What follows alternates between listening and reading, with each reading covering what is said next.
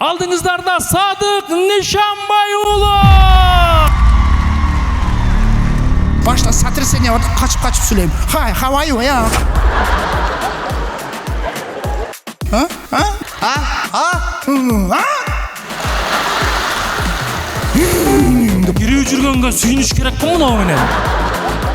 Akır ağayın cinigen hep haşarın akıydı aydası gerek deyinde. Men Samaraga jetpey kaldım. Vaa, değil o. Ata geçilen say doğatkan bulat da. Jalap koydu.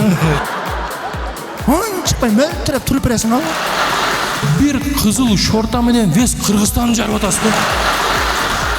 Ölüp kalayın desen tiriltip koyup da basıp verin hepsi. Var. Çoğurağın apçık. Buyursa oşol konsertni Asad Production YouTube kanalından göre alasızlar.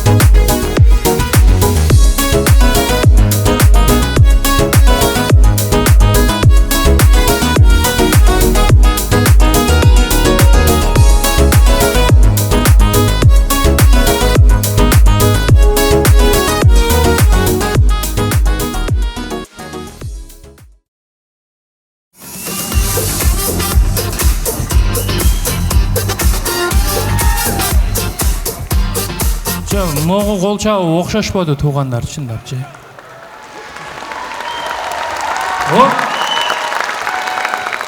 Ассаламу алейкум, құтманды құшақ кешіңіздер мен ардақтау айымдар, мырзалар, Бишкек шары қандайсыздар?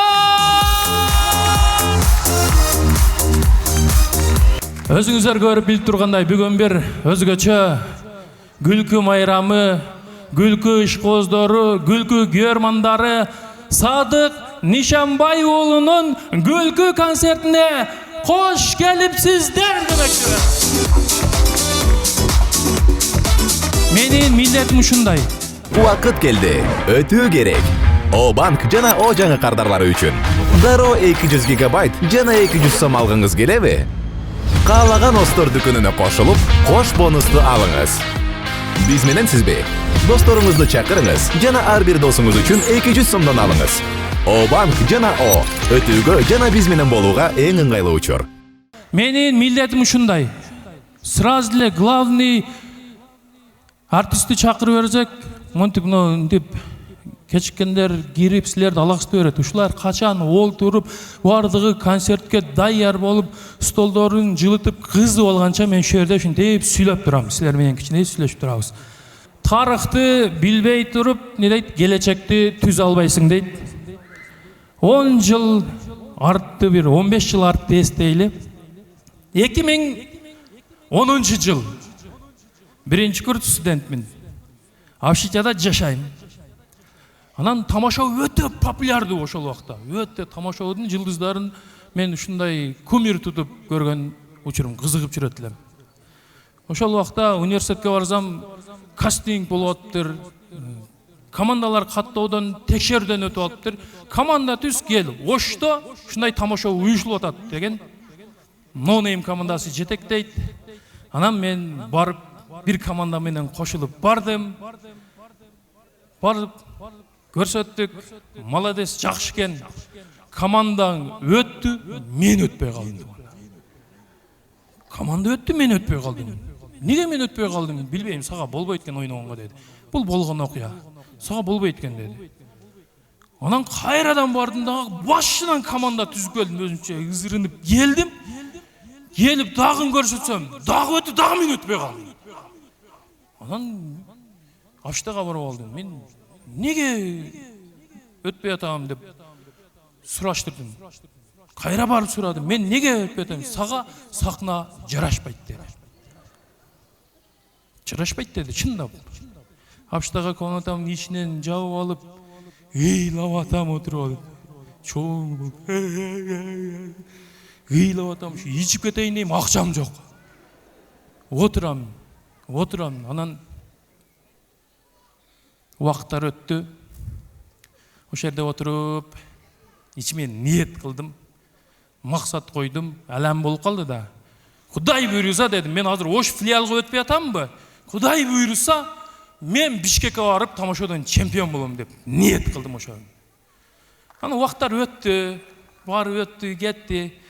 Бир 3-4 жыл мурда ошол убакытта бейресте отуруп сүрөттөрүмдү көрүп калдым да.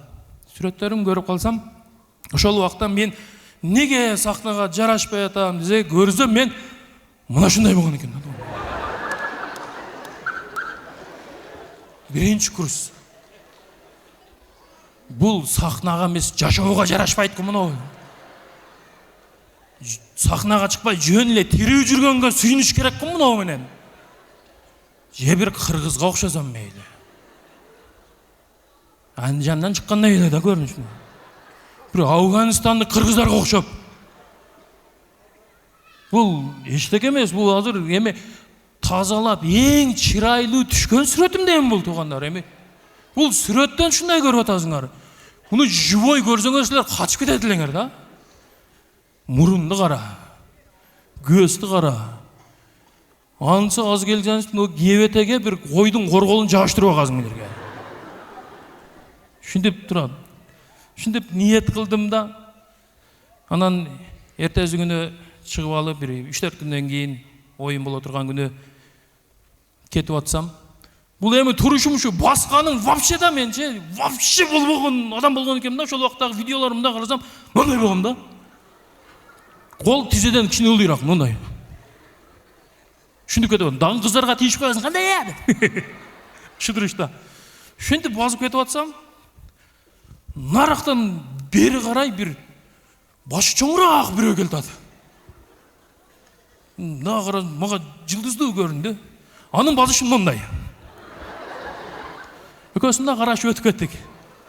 Мен мындай кеттим. Как будто бир трактор кеткендей да, баягы кар жагандан кийин мен изим көрсө трактор кеткендей эле да, монтуп базам. Бу мына карап өтүп кетти. Барып залда отуруп көрүп турсам, баягы баш чоң ойноп атат тамаша. Ойноп атат. Бир курт болуп ойнойт, бир жылан болуп ойнойт. Ойноп бечара утулуп калды. Залдын аркасына өссөм, ал да кыйлап отурат. Айттым, сен жакшы ойнойт экенсиң. Давай экөөбүз тамашага барабыз. Мыяктан Оштон ойнойлу, чемпион болсок Бишкекке барабыз. Баягы аламы бар мындагы. Давай дебек. Ол Садык эле. Садык экөөбүз анан тааныштык. Чогуу команда түздүк, Актилек, Тайыр, общий болуп, Ошто ойноп чемпион болдук. Анан мынакей. Жанагы менин базышым мына. Мына Садыктын базышы. Ептеп, септеп бир форма тапканбыз да. Мына форманы көрүп атасыздар, бул тапкан тутканың өзүңө буйрусун деген форма мына. Мына форманы алып туруп мен мактанам, Садыкка пиджакты алып алып, көрдүң мен пиджагым бар деп мактанам. Көрүнгөн жерде Садык көртасың пиджагым мен жаңы алдым да дейм, Садык деп. Буну эс керек. Меники жаңы да дейм, буну сахнада да кие берем, университетте да, көчөдө да кие берем. Бир күнү Садык өз курсташтар менен чоңалайга барып калдык. Шернеге бардык, үйүнө сразу киргизди, чайпайын иштик. Анан чыккыла деди, жайлоого чыгып шашылык кылабыз дедиле. Боптур, кыздар, балдар аралашып чыксак, бир 53-тү токтотуп коюптур. Мына Алма Заманбаев болуп турат, ошо 53-төр менен чыгат экен жайлоогочу. Үстүнө чыктык. Баягы пиджакты кирип, чай ичип атканда илип койгон элем. Кайра чыккандан кийин пиджакты кийип, чыксам чото пиджагым оорураак да. Неге оор деп мына чөнтөгүн карасам, бир саат турат мындай. Бір чалдарский саат болады эле го, биягында жиби бар, үстү чөнтөгүндө неме кое турган саат. Общий кыйкырам, мына саат кимдики дейм. 53-түн үстүнө туруп алгам. 53-түн үстүндө. Мына саат кимдики? Жок, меники эмес. Бир малда баягы ошо Чоңалайга барган курсташым, бул чоң атанын пиджагы го дейт. Мына пиджакты Чоңалайда чоң аталар киет экен. Мен Садыкка мактанып жүрөм аны. Ушундай күндөр өткөн. Анан ушинтип ойноп жүрүп, мынтип фотосессияларды калганбыз. Жалган эле могу коркутуп атат, өзү туруш коркунучтуу өзү. Бирок биздик Тайыр экөөбүздү ушинтип коркутуп фотосессия кылып, ойноп жүрүп, акыры келип чемпион болдук, көптөгөн кубокторду алдык. Даже Кыргызстанда эмес, Өзбекстанда эсен боюнча оюн болду. Универсал командасы Кыргызстандын намысын коргоо ойноп утуп, анан эми жекеден концерт бере турган убакыт болуп калды анда.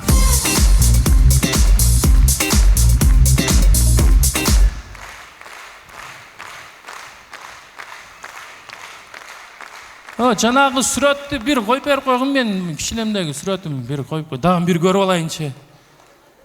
Мына ушул сүрөткө бирок өтө көп күлөрбөгүлө туугандар. Себеби менин айылым Жалал Абадта, Алабука райондон дальчедагы бир 2 саат жүрө турган жерден ушундай эле бала чыгат. Ал жака бир күндө бир жол автобус каттайт эле, сап-сары автобус. Силерде дагы болгонбу ушундай? Сары автобус. Эрте менен районго, кечинде айылга. Ал автобустун ичинде бардык нерсе чогуу жүрөт. Бир кой, бир кауун, бир тоок. Ошонун ичинде ушинтип барып, акыры келип, кичине чырайлуу болуп калгандырмын азыр, кичине, болуп калганбы? Чырайлуусуң дегендер бир кол чаап коюңуздар. Азыр мындай кылабыз. Залды мынягын мен са дейм, силер дык дейсиңер. Са, дык деп анан катуу кол чабабыз, чакырабыз. Даярбызбы? Даяр болсок 1-2-3. Са!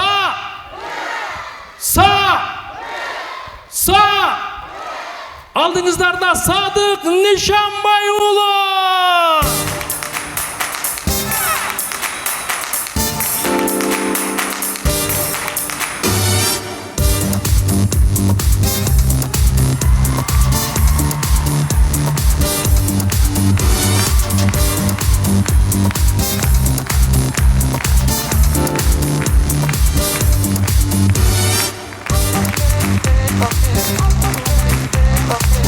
Рахмат. Өчүр. Бир айдан бери даярданабыз. Мен мында калганда музыка өчүрөсүн дегем, Азыр мындай кылабыз. Кайра башынан чыгам, кайра баштан музыка коесуң, түшүндүңбү? Шу азыр жаштарга бир нерсени айтсаң түшүнбөйт экен, азыр жаш балдарчы мындай бир нерсени жумшайсың го, деп тура берет экен азыр. Түшүндүрүш үчүнчү мында чоңдор кыйналып атабыз барбы? Мисалы үчүн мында бир нерсе бекиткен болсок барып, шу мына деп көрсөтүп алсаң анан алып келет экен да. Мисалы үчүн биз кичинекей кезибизде өзүбүздөн чоң братандар жумшаганда жарым сөздөн түшүнөт элек. Садык ана мына дегенде чуркайт элек ушечи. Мен билем да, ана жакка эмне сигарет бекитип койгон болот, по-любомучу. Бар сигаретин алып келип бересиң. Садык мына жакка дегенде мына жакка карап чуркайсың. Ал жакта сигарет, бул жакта насвай болот да. Бекитип койгон болот. Дегенде магазинге чуркайт элек уже такалып калгандачы. Сен ана менен мына түгөнгөн болот да. Магазинге чуркай бересиң, болду деп таап барып келесиң. Азыркыларга мына дештин кереги жок. Азыр апарып, түшүндүрүп, баягы жерди көрсөтүп, мына кыштын астында мен бекиткен сигарет турат, ушуну мага апарып бер десең, алып барып берсем эмне бересиң дейт. Биз эмне берет элек? Биз ушу шапалак беребиз, бир тарбия беребиз. Башка эч нерсе бербейбиз. Ошон үчүн азыр мен кайра баштан чыгам, кайра музыка коесуң, болбосо жейсин айтып коем мына. Силер дагы мындай кайра чыкканда биринчи жолу көргөндө деп кол чапкыла, хорошо? Болбосо мына жаман кат тиет кичине болгон мен. Баштан кой. Чөр мен чыгып алайын. Бир жака кетип атасың эмне? Баштан коесуң азыр. Кое бер музыка.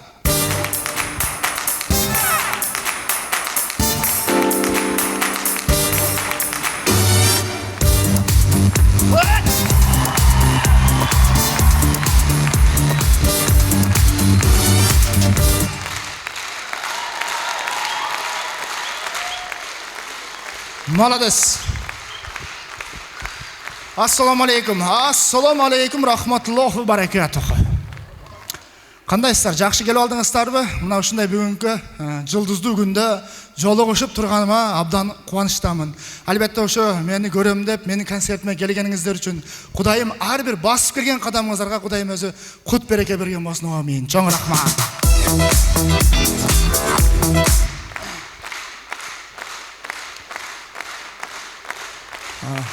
Рахмат. Рахмат. Рахмат. Рахмат дейм, рахмат. Рахмат дегенде резкий тоқтап қалсаңар.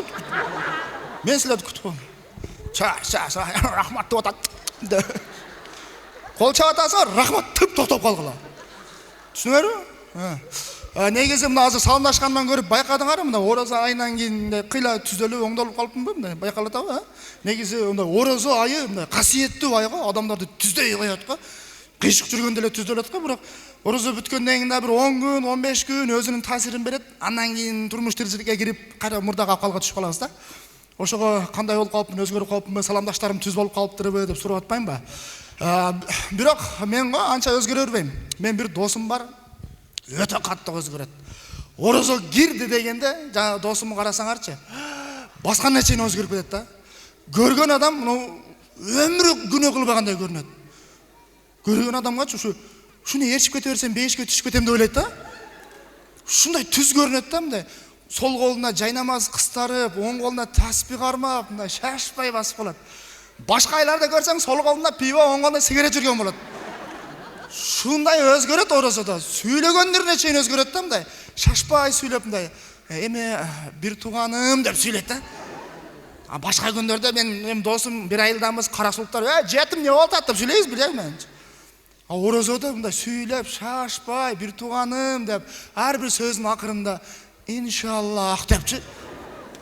Сен ага карап бир нерселерди айтсаң, угуп бүткөндөн кийин машаллах деп коет. Таң каласың да, мен деле ал досуман үйрөнөйүн деп жаттадым. Иншаллах, машаллах, альхамдулилля деп жаттадым. Просто кайсыдан кийин кайсын айтышты билбейт эле жаттап алыптым менчи. Чын. Осачарда отырабыз, бір досым настроениясы жоқ, чай чалбай отырады. Не болды досым, настроенияң жоқ десем, досым, айыштан пара менен кармалып калыптыр десем, машаллах деп коям го. Адашканымы досумдун көз карашынан байкадым да. Машаллах десем ушундай карады. Көзү менен тешип берейин деди. Ох, адаштым о дедим. Эми дагы бир сүйлөсө оңдоп кетем деп атсам, бұл кетішті айыштан бір 5 жылға қамалатты оқшайды десе, иншаллах деп қоям. Тегеле түзден албайым да. Тегеле түзден албайым. Қарап қойды досым. Шуны айыштан епте бір ақша беріп болса дағы шығарып алыш керек болтады десе, астағфираллах деп қоям қайра. Ошентіп ат, жаңа досым өкөз ұрышып кетті, қазір мамилеміз жоқ. Мынаны қой, жатташ керек екен деп қайра баштан жаттап, азыр эми Кудайга ушу түзөлүп келдим, бирок баягы жанагы досума жетпейм да. Ол эми сүйлөгөн эмес, басканына чейин окшотуп алганда, шашпай сүйлөп, мечитке кетип атсаң, кичине кадам, майда кадамдар таштайт. Эми катуураак басчы десең, мечитке карап басып аткан ар бир кадамга сооп жазылат экен деп, мындай кылып басат тирик. Башка убакта талтайып эле кете берет өзү. Ой, тоба десем, айтам да, досым, мынча өзгөрөсүң оразада десем, эми досум кара дейт. Оразанын күнүндө бардыгы жакшы адам боласа, өзүм жалгыз сөгүнө берсем болбой калат экен да дейт. Боптур, өзгөрүпсүң. Башка күнү эмнеге кара өзүңө кайтып кетасың? Башка күндө эле ушундай жүрө бербейсиң десем, эми элдин баары сөгүнө алса мен тилим кытышат экен, эмне кылайын анан дейт. Өзгөрбөдө десем, жок, биз кыргыздар өзгөрүүчүн калкпыз го дейт. Туура, биз кыргыздар өзгөрүүчүн калкпыз. Эгер байкасаңар, мына мисалы үчүн ушунча кыргыз отурабыз, сырттан бир орус келип калса болду. Бардыгыбыз орусча сүйлөгөнгө аракет кылабыз, Ошончобуз биригип, кыргызча сүйлө дебейбиз да. Бир орус келип калса, орусча сүйлөгөнгө аракет кылабыз. Билбегенибиз дагы аракет кылып көрөбүз, Адрес сурап калса, "Вон там пайдош дегендер бар го. Вон там пайдош эптеп аракет кылабыз. Орус эмес, бир американец келип калса, англисча сүйлөгөнгө аракет кылабыз. Google'дарды карап, "Hi, how are you?" деп, "Where from?" дегендер жаттап айтып сүйлөшөбүз. Алардын мамлекетине барсаң, алар аракет кылбайт. Каяктан келдиң дейт, Кыргызстандан келдиң, деп өткүзүп коет, болду. Мен Кыргызстандан келдим, мен Кыргызстанды билем. Салам Кыргызстан дебейт. Өзгөрбөйт. Биз өзгөрүп кете беребиз. Алар өлүп кетсин. Мына мисалы үчүн Бишкекте жүргөн индустар бар го. Индустар даже кыргызча аракет кылбайт го, турабы? Жүрөт, чапрахарин, абрегерин, нахи деп жүрөт отуруп. Сөйлешейін десең тез сөйлейді, нахи деп өлечі. Ағайлардың башын ортатқан болса керек деймін, ағайны барып, ағай нахи, беш қойып берің, нахи деп. Ағай дәл айтады, сен оқи албадың, екі десе, нахи, беш қойып берің, нахи деп. Екі десе, нахи, хотя бы 4 нахи деп. Ақыры ағайын жинеген, пашауыл нахи деп айдаса керек деймін.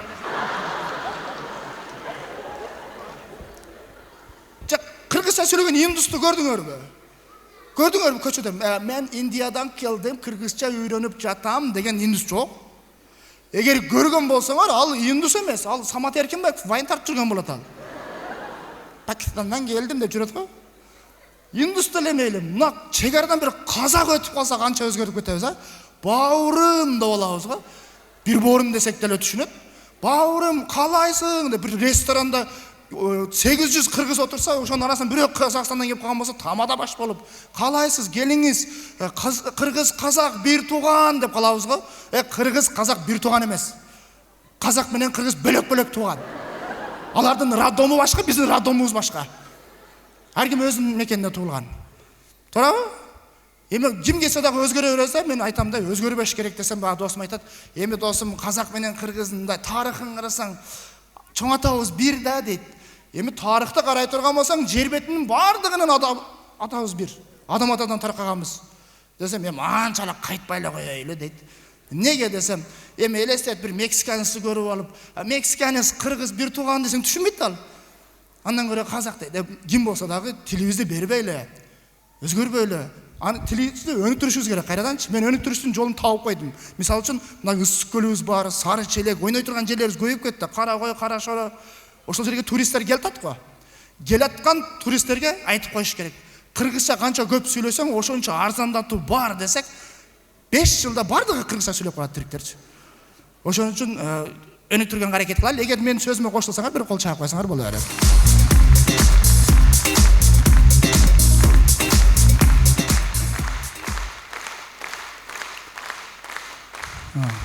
Рахмат.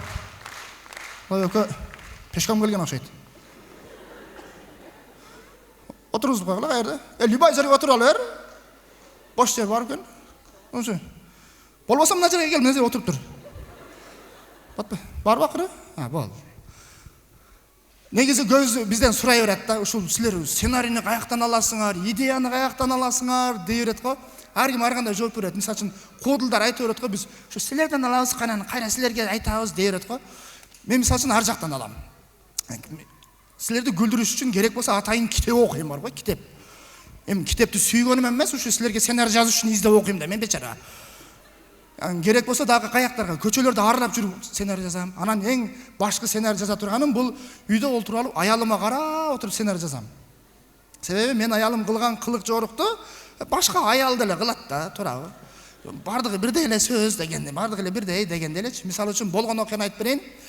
Bir жолу үйгө келсем, аялым настроениясы жакшы болуп калыптыр. Соп сонунда, эми аял кишилер өзүңөр байкайсыңар, настроениялар жакшы болгондо мындай бутуңардын учу менен басып каласыңар. Төле үйгө батпай эле. Ушинтип эле чуркап жүрөт, өзү менен өзү эле сүйлөшүп элечи. Кетип атып бир нерсени тарс сүзүп алса, "Ама мынаны ким коюп койду?" деп. Болбосо өзү койгон. Ушинтип настроениясы жакшы болуп калыптыр. Анан карап отуруп, "Эмне болду? Эмне айлык түштү? Бир нерсе болдубу?" десем, "Жок. Көптөн бери сумка ала албай атат элем, акыры сумка алдым, дейт да. Тууба. Секин барып, шкафты ачсам 5 сумка турат. Сумкаң турат го мынанда десем, алар летный да дейт. Көрсө туугандар, сумканын зимний летний бар экен, 35ке чыгып эми билдим, мен билет элем, мисалы үчүн кийимдин зимний летний бар, машинанын баллонунун зимний летний бар. Сумканын зимний летний зачем дейм дейм. Не, сумканын зимний болбосо ичиндеги нерсе тоң кылабы. Анын ичинде эмне бар? Анын ичинде помада бар, влажный салфетка, заратник, кичине тыйын-пыйын бар, анан кафеде артып калган бир сындырым нан бар, туурабы? Алар тоң калбаса керек дейм да. Зимний алдым деп мактанат. Андан да байкаган нерсе, мисалы үчүн, азыркы кыз келиндер илгерки жеңелерге окшоп урушпайт экен. Так урушпайт экенсиңер, молодецсиңер дедим. Мына биздин кичинебизде жеңелер урушат эле айылдачы, мисалы үчүн, айылдын бул башында бир кобра жеңе болот эле, бул башында бир анаконда жеңе болот. Экөө урушканда айылда кино болот эле да. мына жақтан ана канда келеді шумаланып эле мына деле тез басып келаткан болот. Артынан жан жөкөлөр келет аты ушакта эле анада деп келет ат. Мына жақтан ана канда жеңе келет, анысы андан тез басып келет ат. Анын желкелерин укалап, анын аусундары келет ат. Ортодо экөөнү ушактап уруштурган жеңең унчукпай турат. Мога мынан жамандаган, буга мынан жамандаган да. Не дешим билбей, не десем деп турат. Шундай экөө жакындашып келип туруп, башты айтып коем. Ал жеңелердей кылып тез сүйлөй албайм, бирок аракет кылам. Шундай бөйрөккө колду коет, эки бөйрөккө. Пулемот да сүйлөгөндөчү. Önüne oturup kalan sağ akşamlar milyontası boynum julugam, sen de boynum julugam, çaşlarım julugam, düşündün mü sen öz kimsin, ayından gengesi meyaktamasın, törel ve jürösün, yerinden öz yaşay albaysın. Tez söyleyip var o. Dıgayna жетпейт да. Мен ошондо бир нерсени байкадым, неге жеңелер айтышып атканда эки бөйрөккө колду мындай коюп алат десе, көрсө адам сүйлөгөндө добуш үн иштен чыгат экен. Иштен чыгып мындай тамакка келип, тамга болуп чыгат экен да. А жеңелер эки бөйрөккө ушундай колду коюп ишти мындай кысканда мынау тамгалар пачка болуп чыгат экен да. Ошон үчүн жеңелердин сөздөрү пулемот экен да. деп элечи. Укканга жетишпейсиң го. Не деп атканын түшүнбөйсүң, бирок бири-бирин түшүнөт тириктер. Айтыша берет. Акыры чачташып деле кете берет. Азыркылар айтышпайт, урушпайт экен. Азыркылар ушу Инстаграмда урушат экен азыр байкадым. Şu bürö ушундай кылып киргизет видеону. Мына мен бүгүн кайната менен кайненеме манты даярдадым, салат жасадым, самсы кылдым, борсок кылдым. Кимде ким лайк басса мен ошого рецептин үйрөтөм дейт. Мантынын рецептин любой дурак билет го. Туурабы? Камыр, эт, пияз, картошка болду, башка эмне кереги бар? Ушунун рецептин үйрөтөм деп жазат. Андан кийин подружкалары биринчи мактап жазат. Бир подружкасы жазат. Вау, подружка, мантынын даамдуу болгону видеодон билинип турат го дейт. Видеодон кантип билинет билбейм. Видеодон билинип турат деп жалган эле сүйлөй бересиң, түрүктөр. Десе экинчиси жазат. Вай, подружка, ушунун баарына кантип жетишесиң? Төрт эле нерсе кантип жетишпейт? Манты, самса, борсок, салат, төртөнө кантип жетишпейт? Шунун баарына кантип жетишесиң деп туруп, бир нерсени байкадым. Ар бир аял кишиде сөзсүз түрдө экинчи же үчүнчү, 2 же 3 леви аккаунт болот экен. Сүрөт, адрес бар, эч нерсе жок. Шундай леви аккаунтка кирип туруп, өзү мактаган подружкасы кайра жазат экен. Мантынын камыры калың болуп калганы видеодон билинип турат го деп жазып коет экен. Жана ушунун баарына кантип жетишесиң деген подружкасы кайра өзүнө айтып берет экен. Эми кантип жетишпесин заказ кылганда кафеден деп жазып коет экен.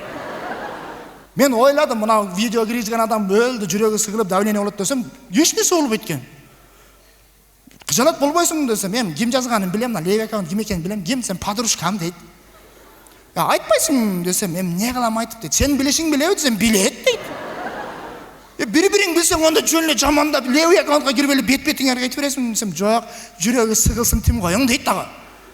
Илгерки жеңелер чачтан алат эле, азыркылар жүрөктөн алат экен барбы? Андан да кызык нерсе байкаганым, илгерки жеңелер сериал көргөндө шилекеги агып көрөт эле да. Азыркылар сериал көрбөйт экен. Азыркылар сериалды угат экен. Кухняда тамак кылып, идиштерди тарака-турак кылып жууп атат. Детский комнатада телефонду зарядка сайып сериал коюп коюптур.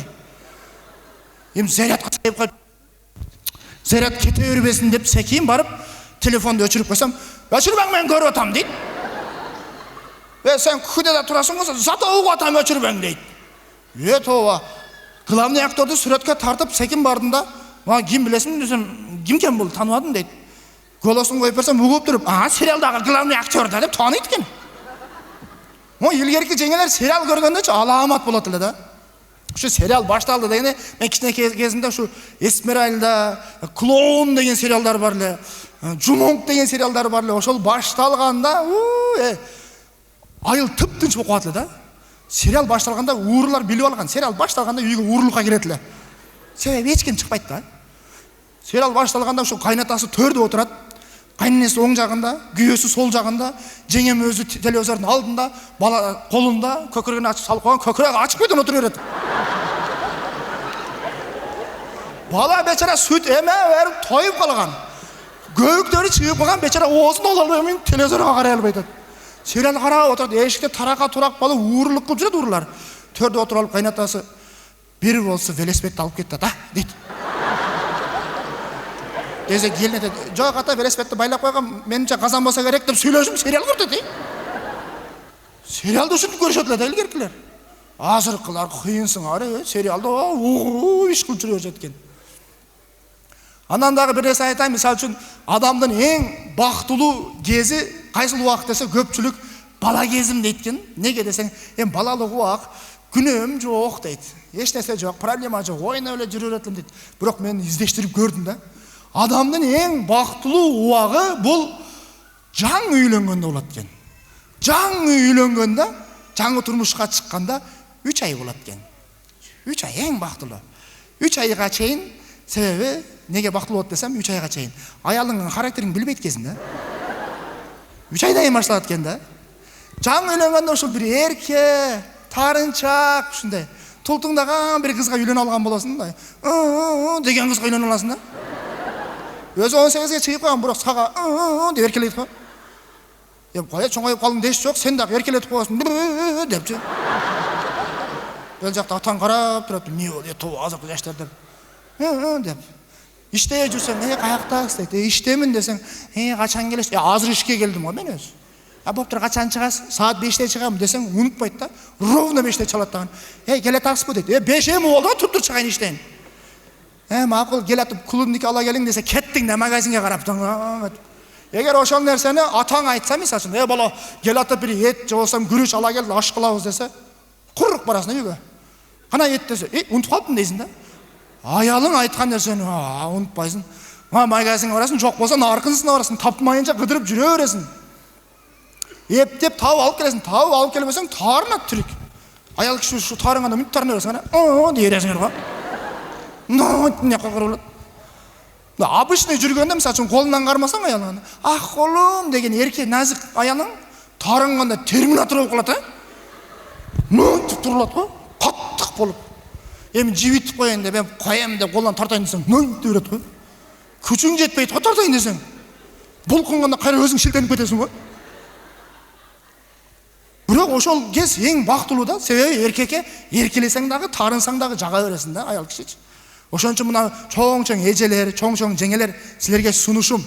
Экини төрөп калдык уят дебегиле. Чын, аял киши экини төрөгөндөн кийин болду, тарымай коет экен. Кайра көзүңө мүнтүп карап жүрө турган болуп калат экен. Тарынтайын деп атайын бар бир кычык сөздөрдү айтсаң деле тарынбастан эмнеге деп көзүн чоңойтупчу. Наоборот, эркек тарынчак болуп калат экен. Көйнегім үтіктедіңіз, өзің үтіктіп алыпсыз десе, тарынып, мында қылып. Шымын көтеріп, мында қылып. Бір керегі жоқ, тарынатты еркекші. Тарынса дағы мында уалы жоқ, тарынатты. Аял кіші тарынса борың ашыды да, бечара, тарынтып қойдым оқшайды, не қылсам кен деп бір нәрселер қылып көресің болбайды, бір подаркаларды беріп атып жей өтесің да. Еркек тарынса ешкімнің боры ашпайды кен, Танып, мында қылып, тамақ жеп алсы, жебеймін десеңші. Жебесең жебей алып кетейін дейді. Ешкім еркелетпейді, еркек бечараншы. Сүлерделі күйең өді, ананып кетейін, бас тамақ жеп алсаң күйеңер келет мінткен бойдан. Еркекке деле еркелік керек. Ананып кетейін деп көрілі күйеңер еркелейді. Ошоға сілерге сунушым, ұматты жеңелер, ежелер, жақшыбыз өтіп қалды, балдарыбыз чоңайып қалды дебестен, үйге аз ұшы концерттен барышыңар менен тарынып, еркелеп көргілі, не болады кен? Қадыңгіде еркелеп көргілі, деп көргілі. Бол болса тарынып көргілі, мұнайын тіпчі. Не дейді кен? Не дейді? Мұна күріш асы кетіп қағамы десе керек. Не олды мұнаға концертте садық бір несе деген не? Апаға не ол? Білмеймін десе керек. Бірақ бүгін деші мүмкін, ертеңден бір сүгінден қайра көніп кетеді. Бақытылы жаша башталады қадымғы дейші. Чындап барып тарынып көрілі. Атайын бірнесе тиішкілі, қатуырақ қиқырса, мұнан айтып көрілі. Мұрдағыдай, жаш кезгердей арық, нечке емесіңер білем бірақ. Фигураңар екеу олып қалған азыр. Фигураңарға фигураңар қошылып, диаметр, радиус дегендер кетіп қалған. Шындай бұлқынғаныңарда біраздан кейін екінші фигура шабалақ.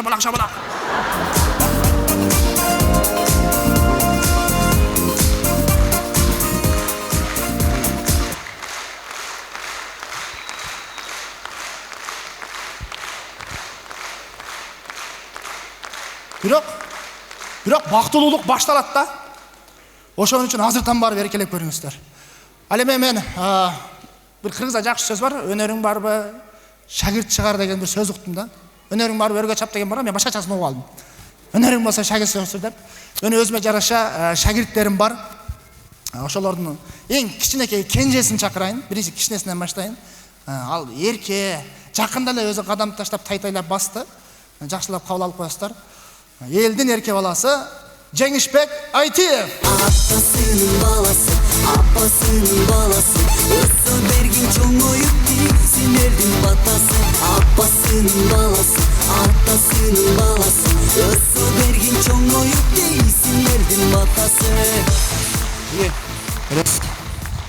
Жакын тур. Жакын тур дейм. Сен сере алгам азыр. Мурда Жеңиш ака дейт элем, азыр Жеңиш деп алгам азыр. Ажымай. Неме? Кроссовкалар кийип алыптыр. Неге мага шагырт түштүңүз дегин келет да сизгечи? Азыр мен бир жандырышын да билбейт, үйрөнөт. Один.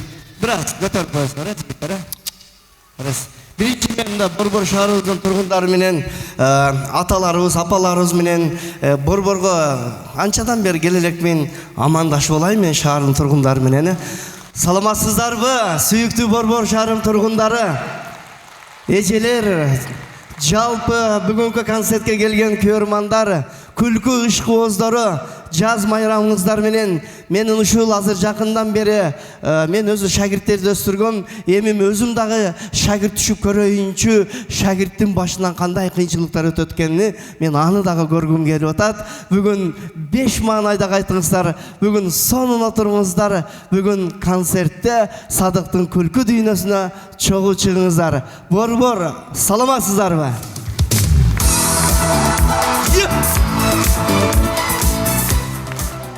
Саламдашыңызда барбы? Айып жок, айып жок. Кадимки кредити жок кишидей саламдашат да, карасаң. Саламатсыздарбы депчи, нормально үйрөнүп калыпсыз. Жакшы. Неме өткөндө экөөбүз бир видео тарттык эле го. Ошондо бир кызды көтөрмөлөйм, учурам деп аттыңыз эле. Ошол кыз көрмөйт. Не болдуңуз? Көтөрдүңүзбү? Аны көтөрүп учурду менен бир мергенчи уруп кетти, атып. Атып кеттиби? Мергенчи атып кетти, ошо Куршап жакка түштү да. Азыр эми андан дагы жашыраагын издеп атабыз. Буйруса. Жашыраагын? Ооба, дагы жашыраак. Дуэт ырдаган. Дуэт кыз издей бергениңизге жеңем эч нерсе дебейби? Жеңем гана келгенби жеңем? Жеңеңдер келген, келген жеңең. Жеңеңдер? Канча жеңем бар өзү? Бир эле жеңең бар. Ана не жеңеңдер деп аласыз го? Мен жеңеңди сиздейм да, Садык. Сиз? Мен сиздеймин. Сен делечи, эртең балдарың чоңоюп, жашың өтүп, балдарың студент болуп калгандан кийин сен деле аялыңа чоң уул болуп каласың. Анан сиз деп жүрөсүң. Сиз дейсиң. Чоң баладай болуп калгансың. Чоң баладай болуп каласың да, чоң уулу болосуң. Анда жеңеме айтыш керек экен. Жеңе чоң балаңызды үйлөп кое бербейсиз. Жо, Садык, тооба кылдың. Эси дарды үйлөнүш. Мен айттым. Эми чоң уулум эле, чоң уулум деп эркелетесиң. Давай анда чоң уулуңду ушинтип алып жүрө бербей, үйлөп койбойсуңбу дедим.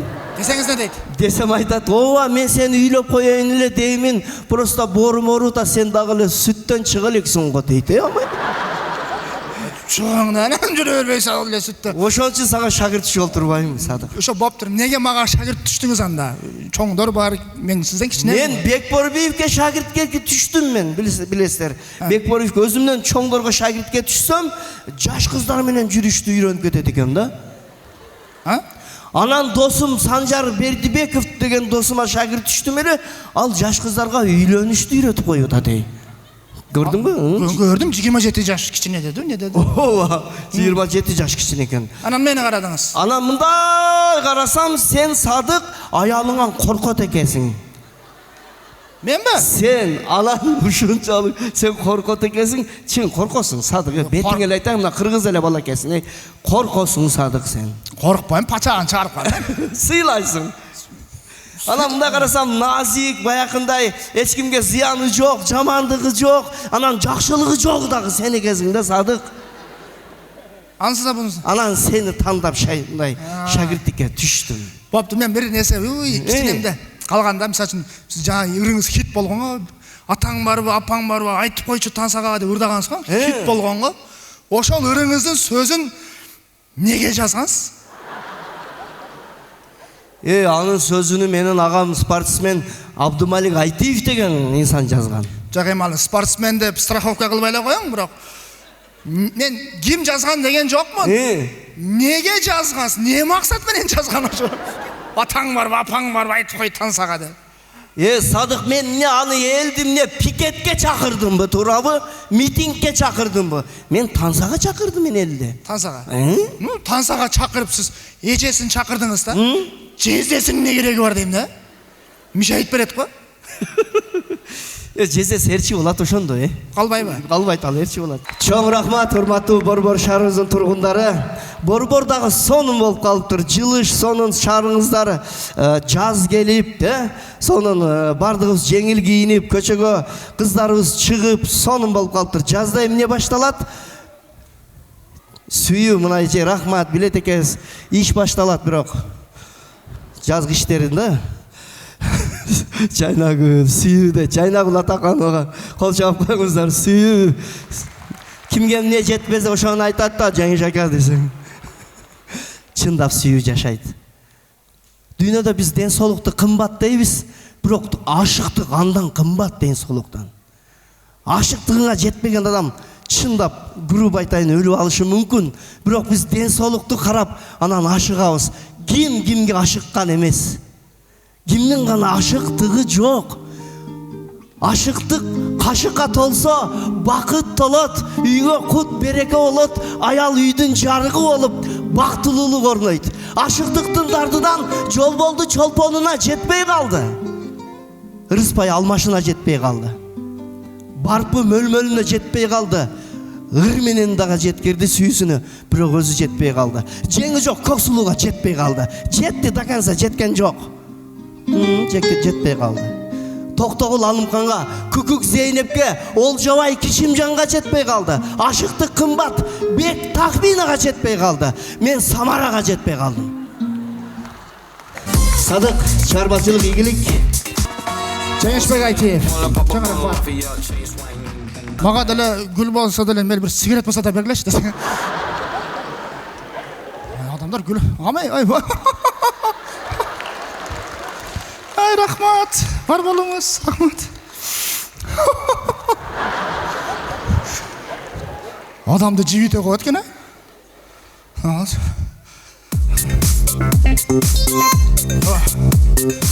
Шашып.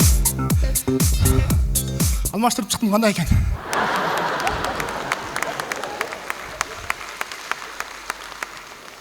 Артисттер концерт болсо формула алмаштыра берет го. Мен да ошону ойлонуп, форма алып алмаштырып көрдүм.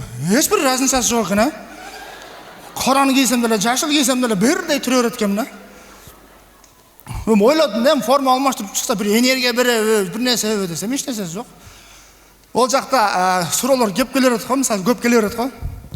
Бирөө айтат, Садык дейт, сен деле чоң куудулдар бар, Тынар Курбаналиевтерге окшоп, саясат жөнүндө тамашалашпайсыңбы дейт. Мен айттым, саясат жөнүндө тамашалаш үчүн биринчи түшүнүш керек да адам. Мен түшүнбөсөм кантип тамашалашам, туурабы?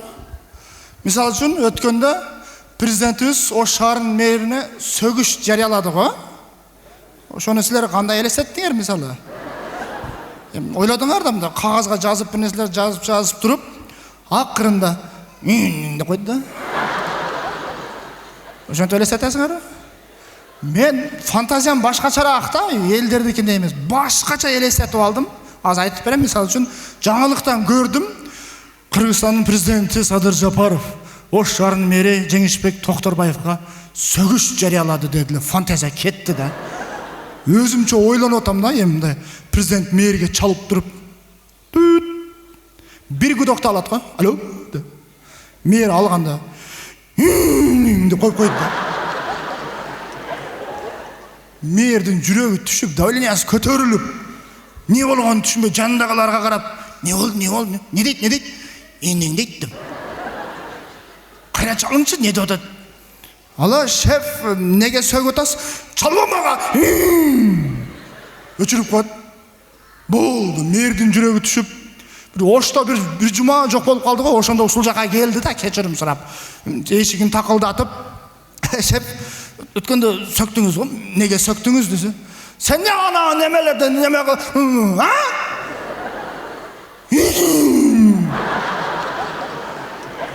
Şef, siz tuра эмес түшүнүп калдыңыз. Ал өзү башкача, сизге башкача жеткизип коюп туруп, сөз кайтарып мага. Мен ушундай элестетем да президенттин сөзгө жаралаганынча. Анан саясатты түшүнбөй туруп, кантип саясат жөнүндө сүйлөйм, ким жөнүндө сүйлөйм, туурабы? Депутаттар жөнүндө сүйлөймбү? Депутаттар ким жөнүндө? Вообще мен депутаттар менен ишим жок менчи. Вообще ишим жок. Себеби алардын деле менен иши жок да, туурабы? Иши жок да. Мисалы үчүн саясатта отуруп алып, сессияда отуруп алып, урматтуу депутаттар, Садык Нышанбай уулу концерт бараттыр, бир добуштан барып келбейли деген жок да. Десе болобу эле? Мисалы үчүн мына араңарда жадырап, жайнап, мына жерде күлүп отурса болобу эле? Келген жок, мен анан алар жөнүндө эмнеге сүйлөйм анан? Андан көрө мен өзүм жөнүндө сүйлөп берейин, баштан өткөн окуяларды айтып берейин, кызык кылып. Мисалы үчүн мен шаарга жаңы келгенде, мына жерде азыр көпчүлүк эле шаарга айылдан келгендер болсо керек, анча-мынча эле ушул жерде чоңойгондор болсо, туурабы? Бардыңар эле айылдан келгенсиңер да? Же барбы шаардыктар? Уй, капкара киши бар дейт го. Каяда туруп кыйкырдат, көрүнбөйт деле. Капкара, каштары калың, беттери угри. Бар. Келгенибизге 1 ай болду, бар. Эми көпчүлүк айылдан келгенбиз го. Мисалы үчүн студент болуп мен шаарга жаңы келгенде, апам бир тууганымдын үйүнө апарып койгондо, бир 2 ай жашап, шаарды үйрөнүп, анан өзүң чыгып кете бересиң деп. Ошол 2 ай барго 2 жыл кыйналгам да, кадимкидейчи. Мына мисалы үчүн тууганыңдын үйүндө барганда, эжеңин үйүнө барсаң анча кыйналбайсың. Себеби мына жездең эркек киши да, иш албайт сен мененчи, убакыт эле бөлбөйт. Келдиңби? Хорошо, ушул жерде жүрө бер деп өзүмөн өзү жүрө берет да. Мына акаңын, тагаңын үйүнө барып каласың го. Жеңеңин колуна түшүп калган опасный да. Жеңеңин колуна түшкөндөн караганда, немистин колуна түшүп калган оңойраак да. Фашисттин колуна түшүп калсаңчы, кыйнап акырында атып өлтүрүп коет, жок болуп кетесиң да. Но жеңең өлтүрбөй кыйнайт да сени. Өлүп калайын десең, тирилтип коет да, басып бери депчи. Барасың, апаң алып келет да. Эме мына жээниң окууга келди, сенин үйүндө бир 2 ай жашап турсун, шаарды үйрөнгөндө бир квартирага чыгып кетет десе. Тагың эркек киши шаадырай жүрө бер, окууну бүткүчө ушул жерде жүрө бер. Мен үйүм, сен үйүңдө жээним дейт. Дегени менен жеңең бар да, туурабы? 2 күн сый көрөсүң тагың үйүндөчү, 2 күн кадимкидей жирный тамактарды жейсиң, чайларды убагында ичесиң. 2-нчи күнү обедте башталат да. Обедте ушинтип обед чай ичип отурсаң, жеңеңин балдары келет жаныңа, тыпыр келип туруп, бирөө чачыңан, бирөө кулагыңан тартат. Эң кичинекейге келип бутуңа бир мыкты саят го. Мен түшүнбөйм да, мына квартирада жашаган жаш бала мыкты каяктан таап алат билбейм. Же жеңем атайын строй материалга барып жаңымы алып келгенби билбейм. Ошону алып келип бутума саят да жаңа. Эми үйдө жүргөндө өзүңүн братишкаларың ошентип жаныңа келсе башына бір барана наракта ойно деп айта бересиң. Бирок жеңеңин балдары ошентсечи деп отуруп бересиң да. Жөн башка айлаң жок да. Балдарыңыз чоң экен жеңе. Жеңең дагы кой деп койбойт. Тагыңыз тартканда жөңгүлө деп калп эле сыртынан сүйлөп коет. Ата кичинен сай деп аткан болот да. Баласына карап даканса сай, даканса сөкө тийсин деп аткан болот да ичиненчи. Өзүңүн үйүңдө жүрсөң, мисалы үчүн, өз үйүң өлөң төшөгүңдө каалаган убакта, мисалы үчүн, түнкү саат 3-тө кардың ачса, туруп, холодильникти ачып, курсагың ачса, бир нерселерди жей бересиң да. Тууганыңдын үйүнө барганда курсагың ачса, түнкү саат 12-де көзүң чекчейип жата бересиң. Турайын дейсиң, уяласың да. Жата бересиң. Уйку курсак ачкандачы, уйку келбейт, уктайын деп аракет кылып көздөрүңдү жумуп көрөсүң болбойт. Өзүң бууп көрөсүң болбойт. Тырышып көрөсүң уктабайсың да. қоқыс тағаң бір туалетке шығып қалған болса, не болды таға деп ойласа екен, қаланы ташып жібересің ғой барып. Атақ жата бересің да, көзің чекчейген майдан. Қашан таң атады екен деп, тауарсық толып қалса да туалетке шықпай жата бересің. Ұялып ше. Таң атқаннан кейін ертеменен чай ішейін десең, жеңеңнің тамағы пішпайды ғой. Жүре береді, тарақ, бербесін ашып пішпас. Şu emin bir son bir kurdak dayarda oda toşayt desең, bir 2 saat нымтырап bir нәрселерді қылып тұрып, колбасаны 4 бөліп алып беріп қойды ғой. Ошо менен құрықнан же отыранан оқуға кетіп қаласың. 2 ай өткеннен кейін анан квартираға шығасың. Жаңа малды қышың үшін бағып тұрып сарайда, жазындасы қойып берсең чөпкө шығып чычаңдап секіреді ғой мынайтып. Адам баласы да ошындай да, 2 ай тағаң үйіне жүріп шыққанда секірген бойдан барып квартира іздейсің ғой, квартира беріледі деген жерлерді қарап, бізге 4 бала керек десе, так, сен атың кім? Элдияр, жүр екеуміз квартираға шығабыз деп танып алған біреуменен квартираға шығып аласың. Ошол жаққа барып танышасың. Анан танышып аргымен досташасың. Мен ошон досташып жүріп, азыр досым көп, бірақ достың да түрі бар ғой. Өзің қандай болсаң, досың да ошондой болады екен да. Bir досым бар, ойлана берет. Кичине бош қалса ойлана берет да. Ойлана отырған екен. Нені ойлантасың десем, мынау гинеколог, акушер боло алған еркектер бар ғой. Ошоны түшүнбейм да дейт. Мен деле түшүнбейм, бирок неге ойлантасың десем, биз кичинебизде, мисалы үчүн чоңойгондо ким болосуң десем, милиция болом, депутат болом дейт элем. Эч ким гинеколог болом дебеген да. Тирек каяктан чыгып калды экен депчи. Анысы несі қызық десем, анысы мел дейді, ушу иш кылып атканда не кайери кызык экен ишинин деп ойлонуп атат да. Аны ойлонбой эле койчу деп койром. Мен досторум деген менен тааныш полный өзүм окшош. Бир акам бар, араңарда отурат, атын айтпай эле коеюн, атын айтсам Нурбек акам тарнат да. Айтканда мага мен атымды айтпа, бирок ушундай кызык окуя болду Садык дейт. Не болду десем, Кудайым бир ыйман берип намаз баштадым дейт. Анан десем, шу намаз үйрөнөйүн деп мечитке кирсем, бирөө намаз окуп атыптыр дейт. Карап турсам намаз окуп атат, анан өтүп кете атсам, тосту дейт да. Тосту эле дейт. Болду деп наракка өттүм даган. Ошентип намаз окуп жүрө бериппин дейт. 1 ай ошентип намаз окутмуш, туруп алып ушинтип окуйтмуш да. Эч ким эч нерсе дебептир мага дейт. Мен айттым, эч ким эч нерсе дебейт. Сиздин намаз минтип окуп атканыңызды көрүп туруп, бир жаңы мазхаб чыгыптыр да деп коет болду. Жаңа бір дин шыққан окшойт деп коет, ушинтип окуп жүрөт. Ким байкады десем, кайын журтум байкап калды дейт. Үйгө кайны журту келген экен, аялы тамак кылып атып, инисине айтыптыр да. Жезден кара чакырчы, тамак бышты десе, кайнысы кирсе жездеси ушинтип намаз окуп ататмыш да. Мына кол мындай коюп алган, мына кол мынтип алып намаз окуп ататмыш. Кайнысы карап, таң калып, лелимби деп коетмиш дагы. Намаз окуп турса, секейин барып, ассаламу алейкум деп колун кармай коетмиш го. Қолын қармаса жездесі, жөн намазды бұзасын деп қойып екен дағы. Сіз намаз оқып атасыз ба?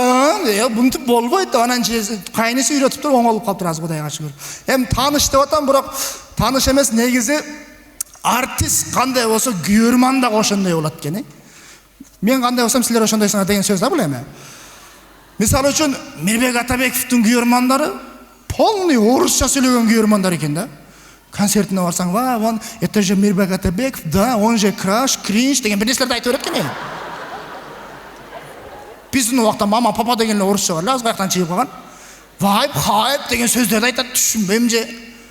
Полный орысша сүйлөйт, Кимдир бир кичине эле орысша сүйлөгөн болсо, сразу Мирбек Атабековго күйөрман болот экен. Мына Султан Садыралиевдин күйөрмандары полный баягы сүйүүдөн запкы жегендер да. Концертіне барсаң, Султан Садыралиев ұрды айтып қой, арманымдан азабын кештім десе, адамдар деп ыйлап, ежелер ыйлап, болбаса жанында күйөөсү тұрады. Күйөөсү қарап, не болды соға? Мен үшін ыйлап атасың, же мұрда біреуіні сүйе өлеңіз. Жөнті жем концертте өр бол, деп ыйлап отырады. Ежелер ыйлайт екен десем, бір уақытта баяғыда үйрін баштады. Жалғыз досым деділі, еркектер деді ғой. Еркектерді лейлей үйреткен Султанның концертіндечі. Бекборбиевтің күйөрмандарын түшінбедім бірақ. Мен ойлайтылым, Бекборбиевтің күйөрмандары бір 45-50-ден ашып кеткен ежелері ағалар болса ерек десем, жаш қыздар жүрет, Же олар аяштары, же бир үмүт менен барганбы? Мени көрүп калабы деп барган окшойт дейм деме? Билбейм, кичинекей кызы мени карап, абада коттагы мени. Бекбөрбүктөн жаш көрүнөм го мен өзү негизи. Бекбөрбүккө карап, красавчик дейт, өзүмө слишком кунек сезип кеттим барбы? Бекбөрбүк менен сулуу экен, Бекбөрбүктөн кайера сулуу десем, муруту да коттаган. Мынандай күйөрмандар бар экен. Мына Гүлжигит Сатыбековдун күйөрмандары настоящий күйөрмандар экен, өзүнө окшош экен. Концертине барсаңар, мына жерде болуп 4-тен 5-тен болуп ичи отура берет экен.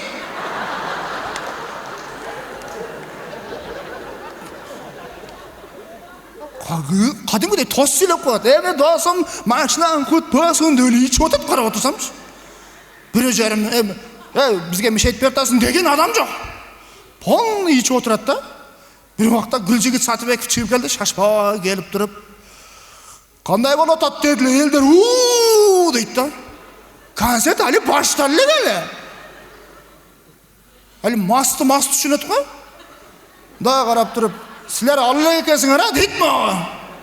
Өзү дагы мындай туруп алган. Жыгылып кетейин деп беттери кыпкызыл, көздөрү кыпкызыл болуп, алгылаганан баштайбыз. Кайсыларды да берейин десе элдер, айзырек деп талашып атат. Болду айзырек деп эле бир малда музыкасы башталды. Айзырек дегендер болду да, калган общий эл өзү кытап көрөт экен. Мараны элдер туруп алган деп эле. Үрдүн ортосунда эле бир 4-5 киши ордунан чыгып, ура деп эле ичип коет экен дагы. Мен концертимде бир ошентсе кыжалат болуп кеттим, Гүлжигит кыжалат болбойт экен. Ура, тулгангын бала таа деп коет дагы. Сүйлөшүп жүрө берет экен эл мененчи. Ырдап атат. Негизи Гүлжигит Сатыбековдун ырларын уксаңар мындай сөздөрү өтө курч жазылгандай. Кайгылуу ырлар го, мисалы үчүн. Көчөлөрүн араласам, метродан адашпасам, жүрген жерим бүгүн Москва деп мындай. Москвада жүргөн мигранттар үчүн ырдалган го. Уккан адам негизи ыйлайт го. Гүлжигиттин концертине тансага түшүп атат. Көчөлөрүн араласам деп элечи. Кайгылуу ырга адам ыйлайт да негизи. Мен өзүмчө отуруп алып ыйлайын деп атсам, жанындагылар кетти тансага түшкөнбөдөн. Карап коем. Та кайсы ырды десе, алдандыңбы ырда дедилер, болду деп туруп. Алдандымбы десе элдер, ооба алдандык деп коет дагы. Общий бир адам калган качып. Гүлжигит Сатыбековдун күйөрмандары молодец экен. Мына менин күйөрмандарым силер барга, силер өзгөчөсүңөр. Мен силер менен сыймыктанам. Силер бар болгула.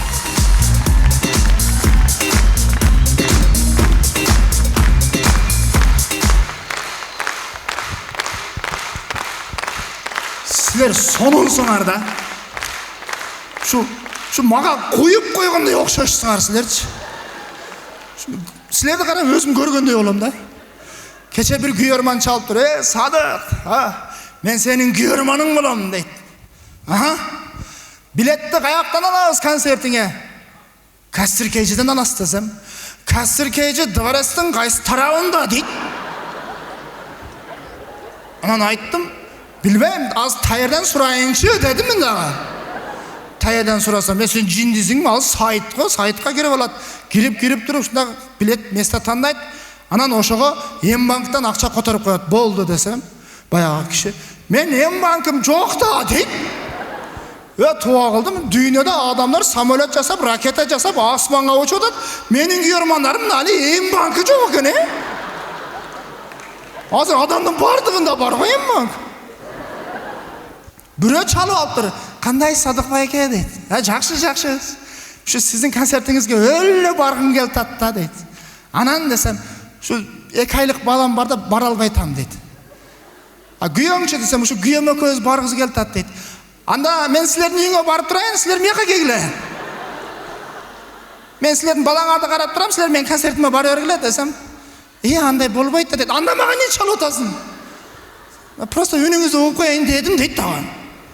Менин күйөрмандарым силер молодецсиңер. Мисалы үчүн, Мирбек Атабеков, Султан Садыралиев концерт коюп, концерт коюп атам деп реклама чыгарганда, анын күйөрмандары сразу билетти броньдетип баштайт да, алып баштайт, бирин серин алып баштайт. Şu sizler konsertke bir yarım saat kalganda alasыңар да силерчи. Şu nerede eşti javayın da otmanda turup durman bilet alıp olayın deysiңер да. Эгерде алардын көрөрмандары ошентип жарым саат калганда алам десе адашат го. Абеттен кийин эле концерттин атмен кылып берет. Şu men силерди билем да, жарым саат калганыңарды алышыңарды билем дагы, атмен кылбай күтүп отура берем да, аз келет депчи. Силер молодецсиңер. Көрөрмандарым, тааныштарым полный мага окшош. Керек болсочу, спонсорларым мага окшош да.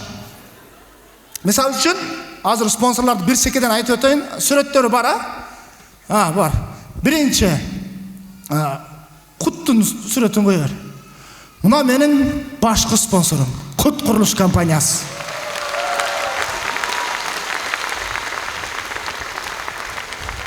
Былтыр там бере спонсор болуп келатат. Барып, Олоконду барып реклама кылдык. Реклама кылып атып, мына ушул Олокондон үй алыңыздар десем, жок, антип айтпаң дейт. Неге десем, бул жери полный сатылып кеткен дейт. Ана неге бизге реклама кылтыртасыңар десем, biz просто sizge акча бергибиз келип атат дейт. Мынча жакшысыңар дедим. Хотя бы анда концертке спонсор болгонда акыры Кутту спонсор алдык. Кол чагып койсоңуздар болот. Экинчи спонсор, менде спонсор көп, Кудайга шүгүр. Миллион мобайлда кой. Миллион мобайл. Ошто телефон сатат. Ушул миллион мобайлдын ээси өзү менен кичинекей бала. 2000-жылкы менен 10 жаш кичине почтечи. Уялбай акча сурайм баягыдан барып. Өзүңөн чоңдон акча алыш удобно, бирок кичинеден алыш неудобно го. Бет жок да, барып беймарал алып туруп 20 миң берип мен концерт коюп атам деп сурай берем да мен. Миллион мобайл. Ошто Бишкекке деле телефон алып келип сатып кое берет. Буга деле кол чагып бересиз. Бул үчүнчүсү. Sushi Jane. Bilsеңиздер керек, Sushi Jane да. Неге атыңар Sushi Jane десем, билбейм, элдер суши жегиси келсе керек деп ушинтип коюп койдук дейт. Хорошо. Бунун деле мааниси бар, чукул сүйлөшпөдүк, бирок Sushi Jane барып жеп көрдүк. Аябай сонун силерге дагы сунуштайбыз. Sushi Jane'ге барып жеп, мага десе семирип кеткеле го мен. Андан кийинки Алаказай, Кыргызстан. Бул өзү Дубайда чыгат экен. Элдер акча топ Дубайга барып иширип отурбасын деп атайын Алаказайды ушул жака алып кеп койдук. Ушул жерден эле магазинде любой жерде Алаказай барбы десеңер бар. Гранатовый алып иче бересиңер. Зыяны жок. Эң башкысы энергетик эмес. Көпчүлүк энергетик деп адашып калат. Энергетик эмес, бирок суусун кыскасы тамакты сонун кылып суулап коет. Иче бересиңер Алаказай. Болду, же башка дагы барбы? Болду, рахмат. Ошто жашайсыңбы? Ол телефон менен видео тартып киреше чыккың келеби? Эгерде көптөн бери видео тартып акча тапкың келсе, анда Мунар Медиа эми Ошто. Сиз бизден эмнеди үйрөнөсүз? Кантип красивый кадр алганды? Аны туура монтаждаганды? Кантип видеого сапат бергенди? Жана эң негизгиси Инстаграмга керектүү бүт видеолорду үйрөнүп чыгасыз.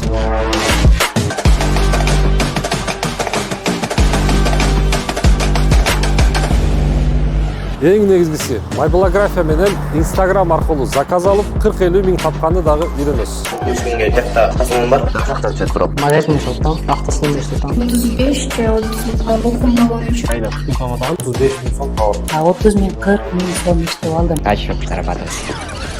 Эгер MyBiografia кесибин үйрөнөм десеңиз, номер калтырыңыз. Гүлжайна Атаканова келип калыптыр го.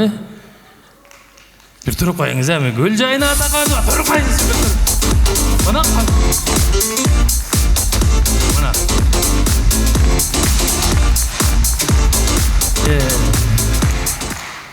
siz молодецсиз, вообще молодецсиз. Бир кызыл шорта менен вес Кыргызстанды жарып атасыз го.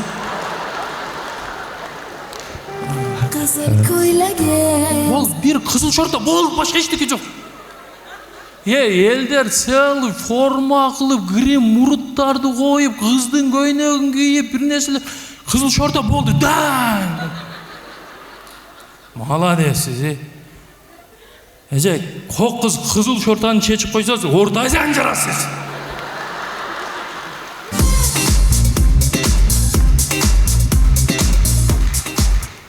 Эң мыкты юморист түшүнөт, ошон үчүн айтып атам сизге. Рахмат. Манайлар кандай, жакшыбы?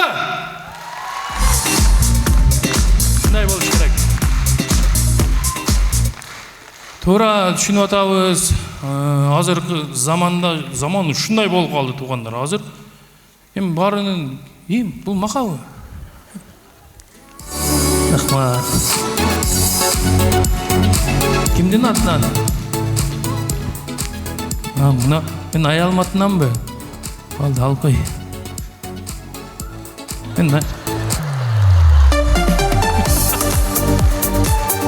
Көрдүң, жакшылык сени эл ушунча жакшы көрөт да. Да бир чыгып койчу.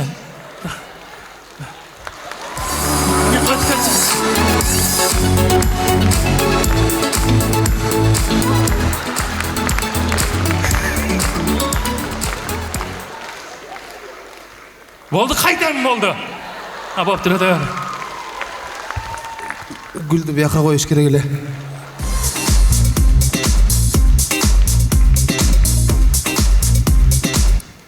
Рахмат. Эми айттым го, азыркы заман байлардын заманы болуп калды го. Байлар илгертеден бери бай болгондор жакшы, мына жаңы байлар вообще сразу катып калтат го. Жаңы байлар шундай катып калтат да.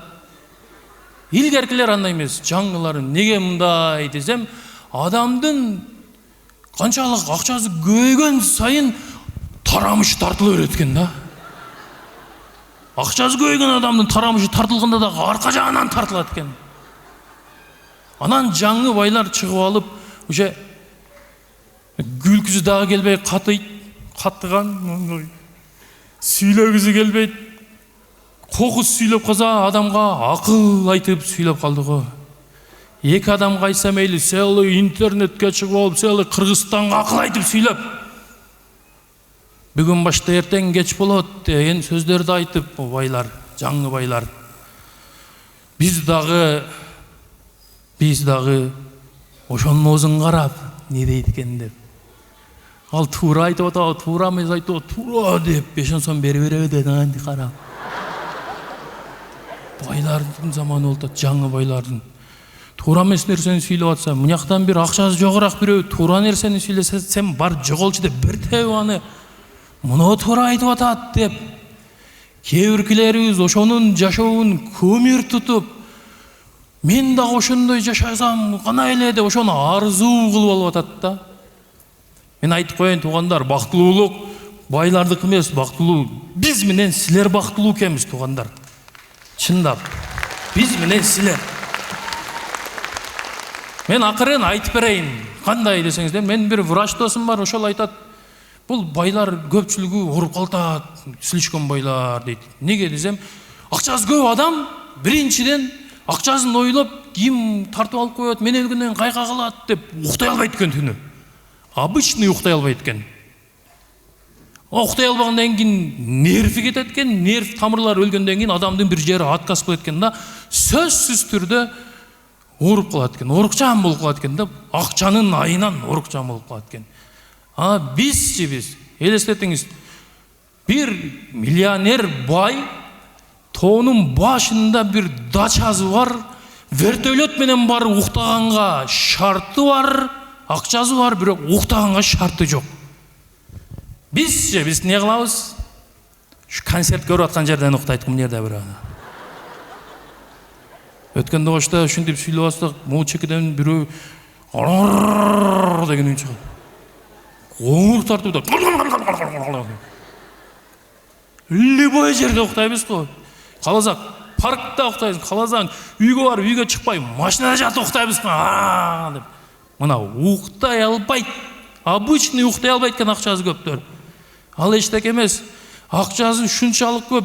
Дүйнөдөгү менмин деген поварды үйүнө чакырып, любой тамакты кылдырып жегенге акчасы бар. Бирок жейин десе шарты жок. Врач айткан, эгер десе могу сууга пышкан күрүчтөн башкасын жесең өлөсүң деген. Жанагы жей албайт. Акчасы толтура, бирок жей албайт. Биз өзү тойго кетип атасың. Ресторанга жетейин дегенде курсагың ачып кетет да, бир кафенин көрөсүң, шарп кирип кетесиң. Кирип туруп эле бир пост лагман дейсиң.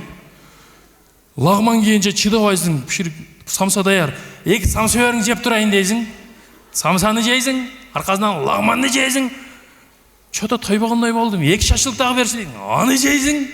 10 миң деп турайын деп алсаң, аялың айтат: "Мен жей алмаган, меникini жеп коюңчу" дейт. Аны да курасың, тойга киресиң. Биринчи, экинчи, үчүнчү, төртүнчү тамагын полный жеп бүткөндөн кийин не кылабыз? Пакетке салабыз. Любой нерсени полный салабыз дагы үйгө түнкү саат 2-де кирип барасың да, сразу жатканга көз кыйбайт го. Жата албайсың да. Чото кичине курсак ачкандай болуп атат. Катын алып, тойдон алып келгендерди алып келчи мына жака. Аялың алып келет да, столдун үстүнө догур төгүп берет. Аялың экөөң отуруп алып сортто отурасың го. Писта бадамын, бияка конфет печеньесин, бияка полный алма, банан баардыгын сорттойсуң дейм, бир жейин деп туруп, этти алып туруп, бир тиштесең торт дамданат го. Торт жеш керек экен да деп. Торт алып, бир тиштесең чучук дамданат го. Чучук бар эле деп, чучукту бир тиштесең печенье дамданат го. Полный аралаштырып жеп, курсакты дың кылып, аркасынан көк чайды ичип, шабуктабыз го, жанагы айткандай.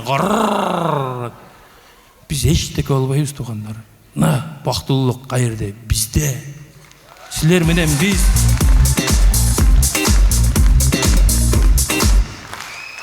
Дагы бирөө, баягы ушунчалык датталуу байып кеткен, менмин деген бир модель жап-жаш кызга үйлөнүп алганга акчасы бар. Бирок ошо менен жашаганга шарты жок да. Баягы чубак ажыбыз айткандай, бизнестин аркасынан кичине бутка туруп алайын деп жүрө берип өлгөн. Жок. Аны менен дагы жашаш керек, ал дагы адам. Эркектер, мага окшош эркектер, бизчи, биз не кылабыз? Кечинде ушундай үйүңө барсаң, аялың тамакты берет, жеп бүткөндөн кийин мында карасаң, аялың чачын жайып, аркы комнатага кирип кетсе, кеттиң аркасынан. Мына биз бактылуу экенбиз туугандар. Бирөөнүн жашообузун күмүр тутуп, ошону арзуу кылгандан көрө өзүбүздүн жашообузду карап, ошого суктанып, ошого шүгүр кылып жашай берейли демекчимин. Чоң рахмат.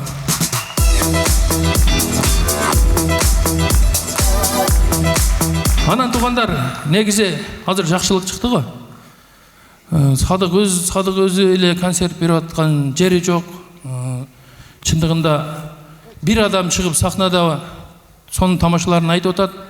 Бирок универсал командасы толук состав менен сахна артындагы жумуштарды кылып атканын учурубуз. Мен эми бир булардын мэйнетин дагы баалап, бул жака чакырып коеюн. Мүмкүн болсо Тайырбек Исманалиев баштаган топ. Тайырбек, Самболот, Жакшылык. Мына универсал ушул жерде.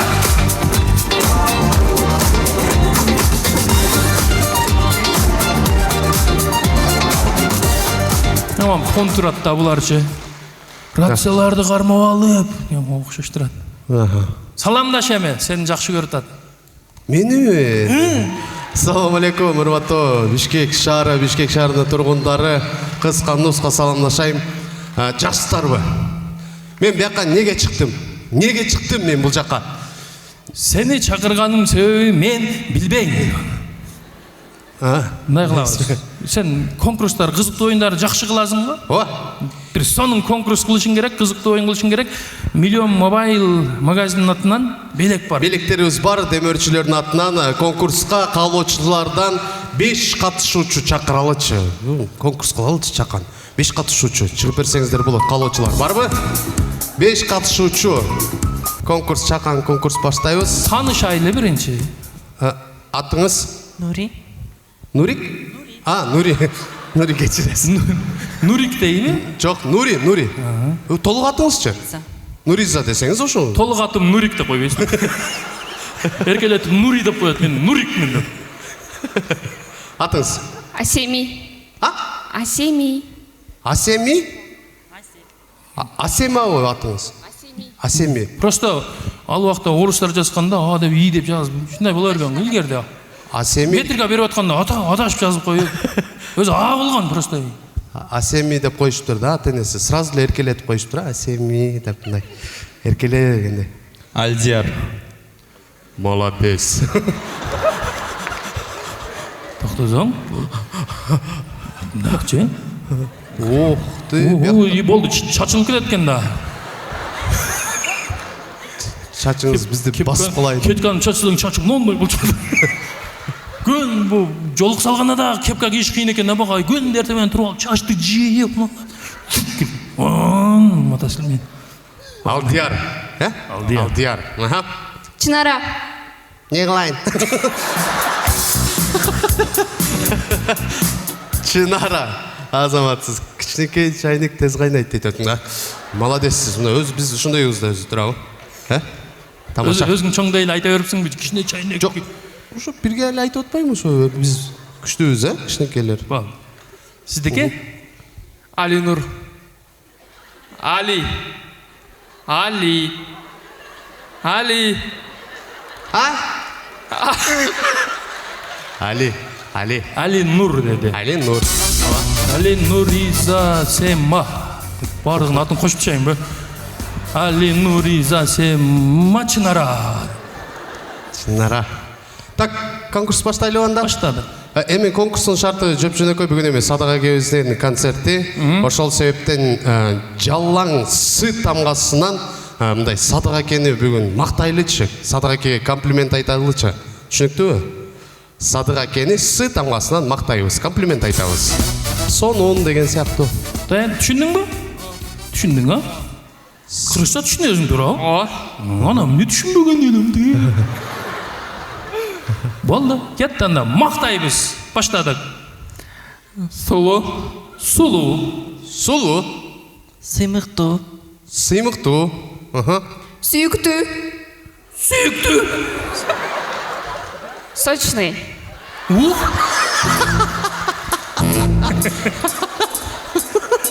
Сочный? Деп тіштегендей, сочный екен дейсің ғой. Садықты тіштеп көргендей айтты ғой.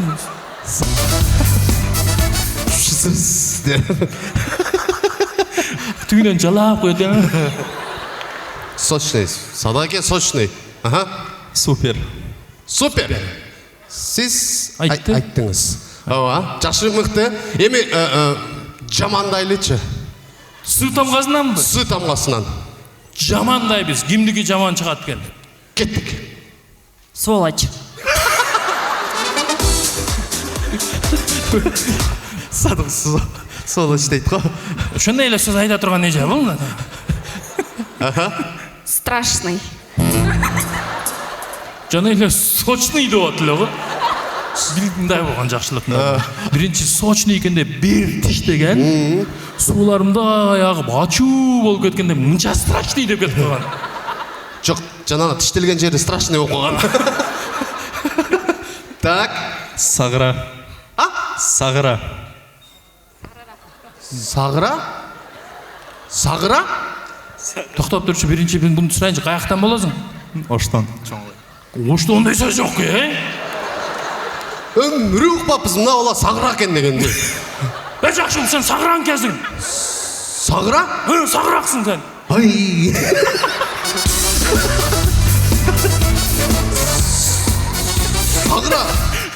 Сагыра деген уккансыңар туугандар. Сараң? Сараң дейт. Сараң дедиңби, не дедің? Уккан несиздер да? Сараң деген бар негизичи. Бирок мунуку сараң деп угулбай атат. Жок, сараң деп айтат да туугандар, Сараң. Сараң дедиң. Неге 5 минут? Жакшылык, сен сараң экенсиң.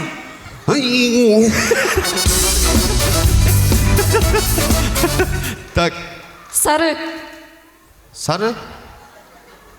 Кайрын көрдүң сен? Мен 16 жылдан бери чогуу жүрөм да, сары жери жок да Садыкта. Садык өзү күрөң го. Турабы? Күрөң мындай свет го. Так. Саткын. Качан саткындык кылды сизге?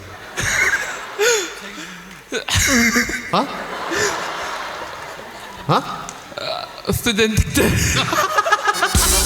жеттик деди. Саткынды кылып. Сы менен жооп берди, байкадыңызбы? Азыр Мен кеттим ошко деп кетип кой. жок. Ушул жерден кетпей тургула, азыр бир портер келип алып кетет. Өлө тамаша. Тамаша. Бизде тамгалар бар, туугандар. Бирден кармаңыздар тамгаларды. Бирден эже, бирден, пат-паттан, пат-паттан. Мында элге көрсөтүп кармайбыз, өзүбүз окуйбуз. Анчалык эмес эми мына жерден. Монтол бар, Гүлжан эженин бетине мейинти койбойсуңбу? Эми садык деген сөздү куруш керек эле да. Эмне болуп калды бул азыр? Бүгүн кадыс дейт го. Кадыс болуп калды. Бас бияка. Мен сиз бияка өтүң.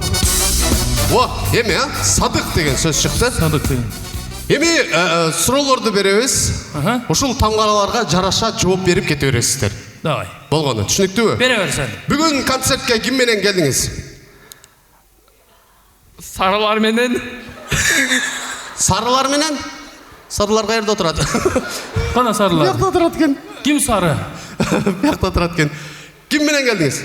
Өзүм. Сен сагыраак экенсиң. Тамганы кармап турасыз да, бул бекеринен бербедик да. Тура түшүнүп коесуз, ушу менен жооп беришиңиз керек. Ким менен келдиңиз? Өзүм десе кайра. Азумду койбойсуң. Ким менен? Атам менен келдим. Атам менен? Атаңыз чочутуп койгон окшойт, келе аткан эле. Урган окшойт, болмойбу? Досум менен келдим. Болот экен го.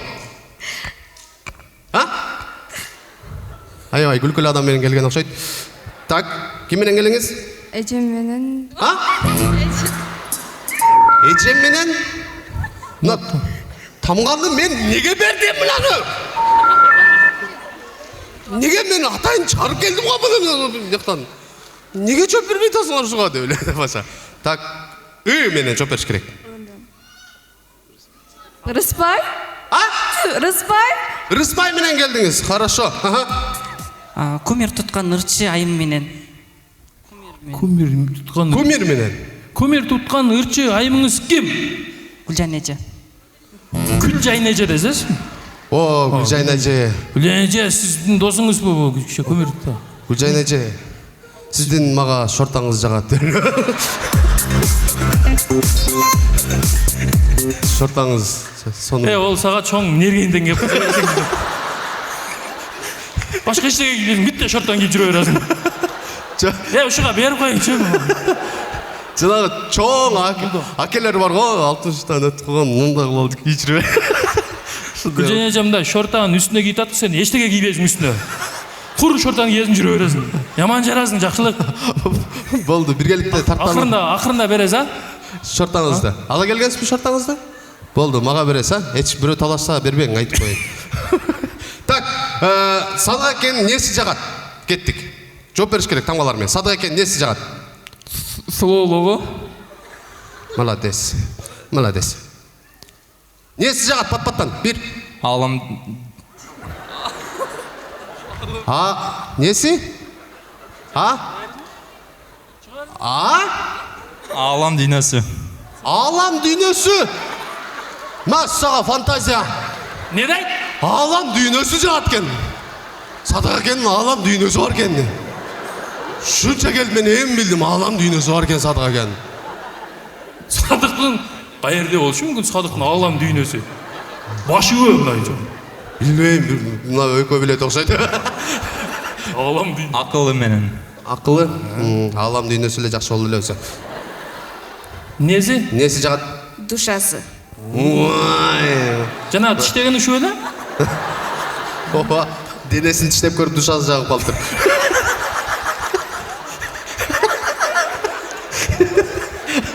Тамаша албетте. Так. Иманду. Имандуулугу жагат десеңиз, Кайрымдуулугу менен. Сизди угукканда неге мен уялып атам?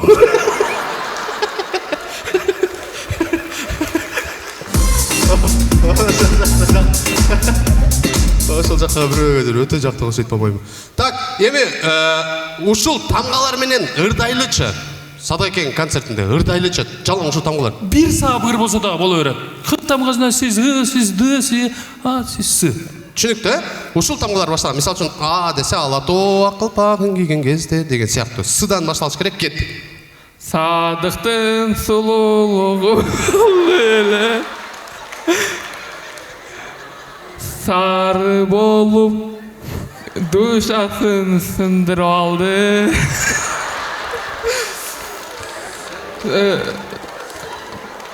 Сыноолугу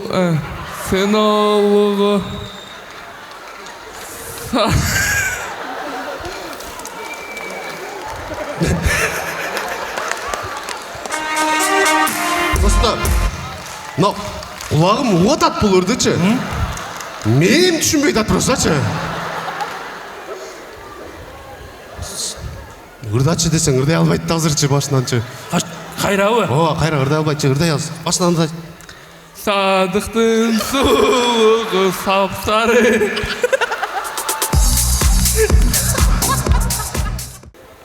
Жок. Бирок сонун, молодец, красавчик. Мен сенин ырың уккандан кийинчи ушул ырыңы укканы организм требует этет. Дагы бир жолу ырдап бересиңби? Садыктын сулуулугу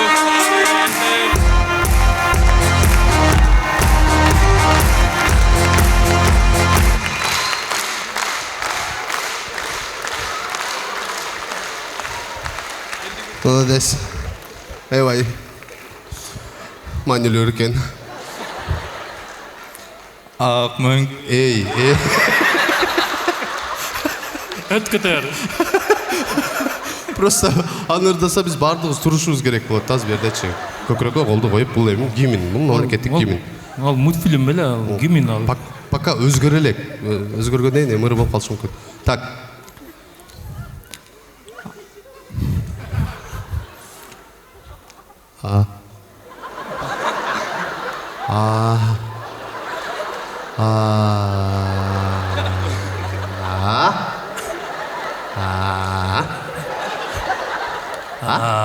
Мындай десең. Айзире. Жок билбейт.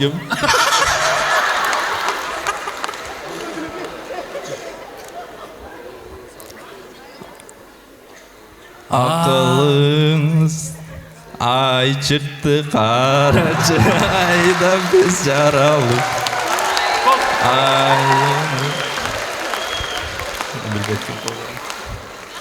Ошону дагы толук билбейт.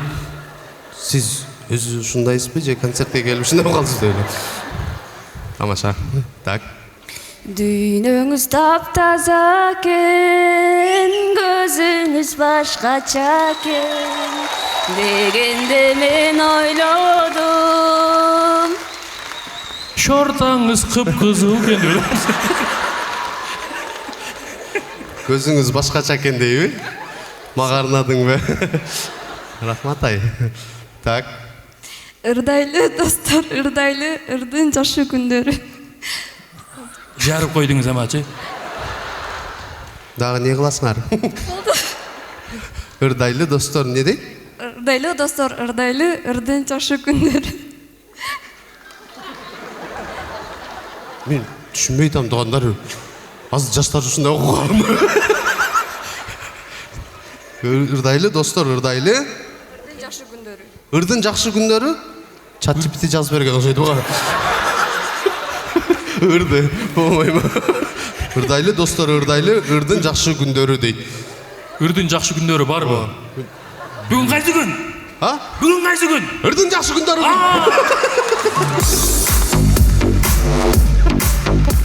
Акындар укпасын бул ырды. Так. Карабачы антип мени караба, кайрадан жүрөгүмдү жаралаба. Унутам деп өзүмдү өзүм алдап келем. Үзүлгөн үмүтүмдү кайрылаба. үмітімді қайырлабам. Мейлі тағдыр ұмытпайлы бұл күнді. Хош бол тағдыр.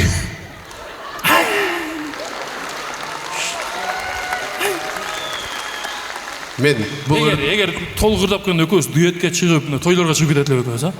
мен азыр бұл ырды уктум го. Укканда өзүнчө эле мындай жашыл талаалар журкап жүрө бердим.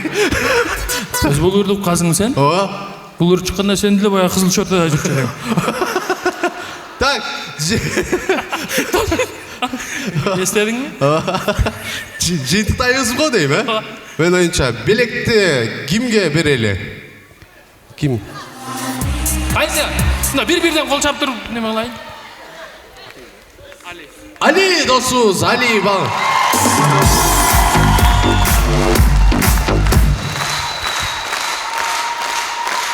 Аха. Ali, ketsin döner tamamsa. Keyinki sen. Aha, keyinki mırzabız? Aldiyar.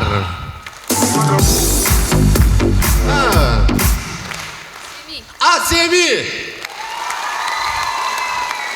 Aha, sizge şaylonçu hazır alırken. Cinnara. İyi. Nuriza Eceviz. Apke belekleri.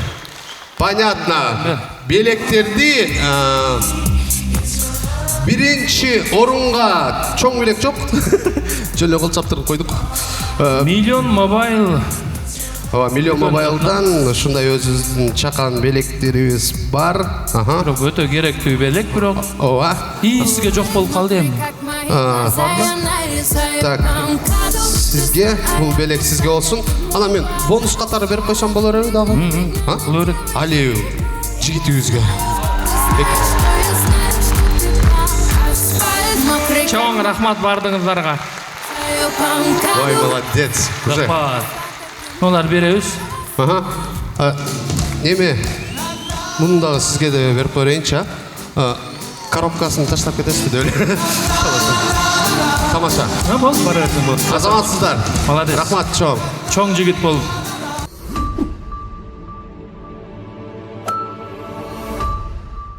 Так, мынау кийимди кийиш мен үчүн 35 жылдан бери арман эле да.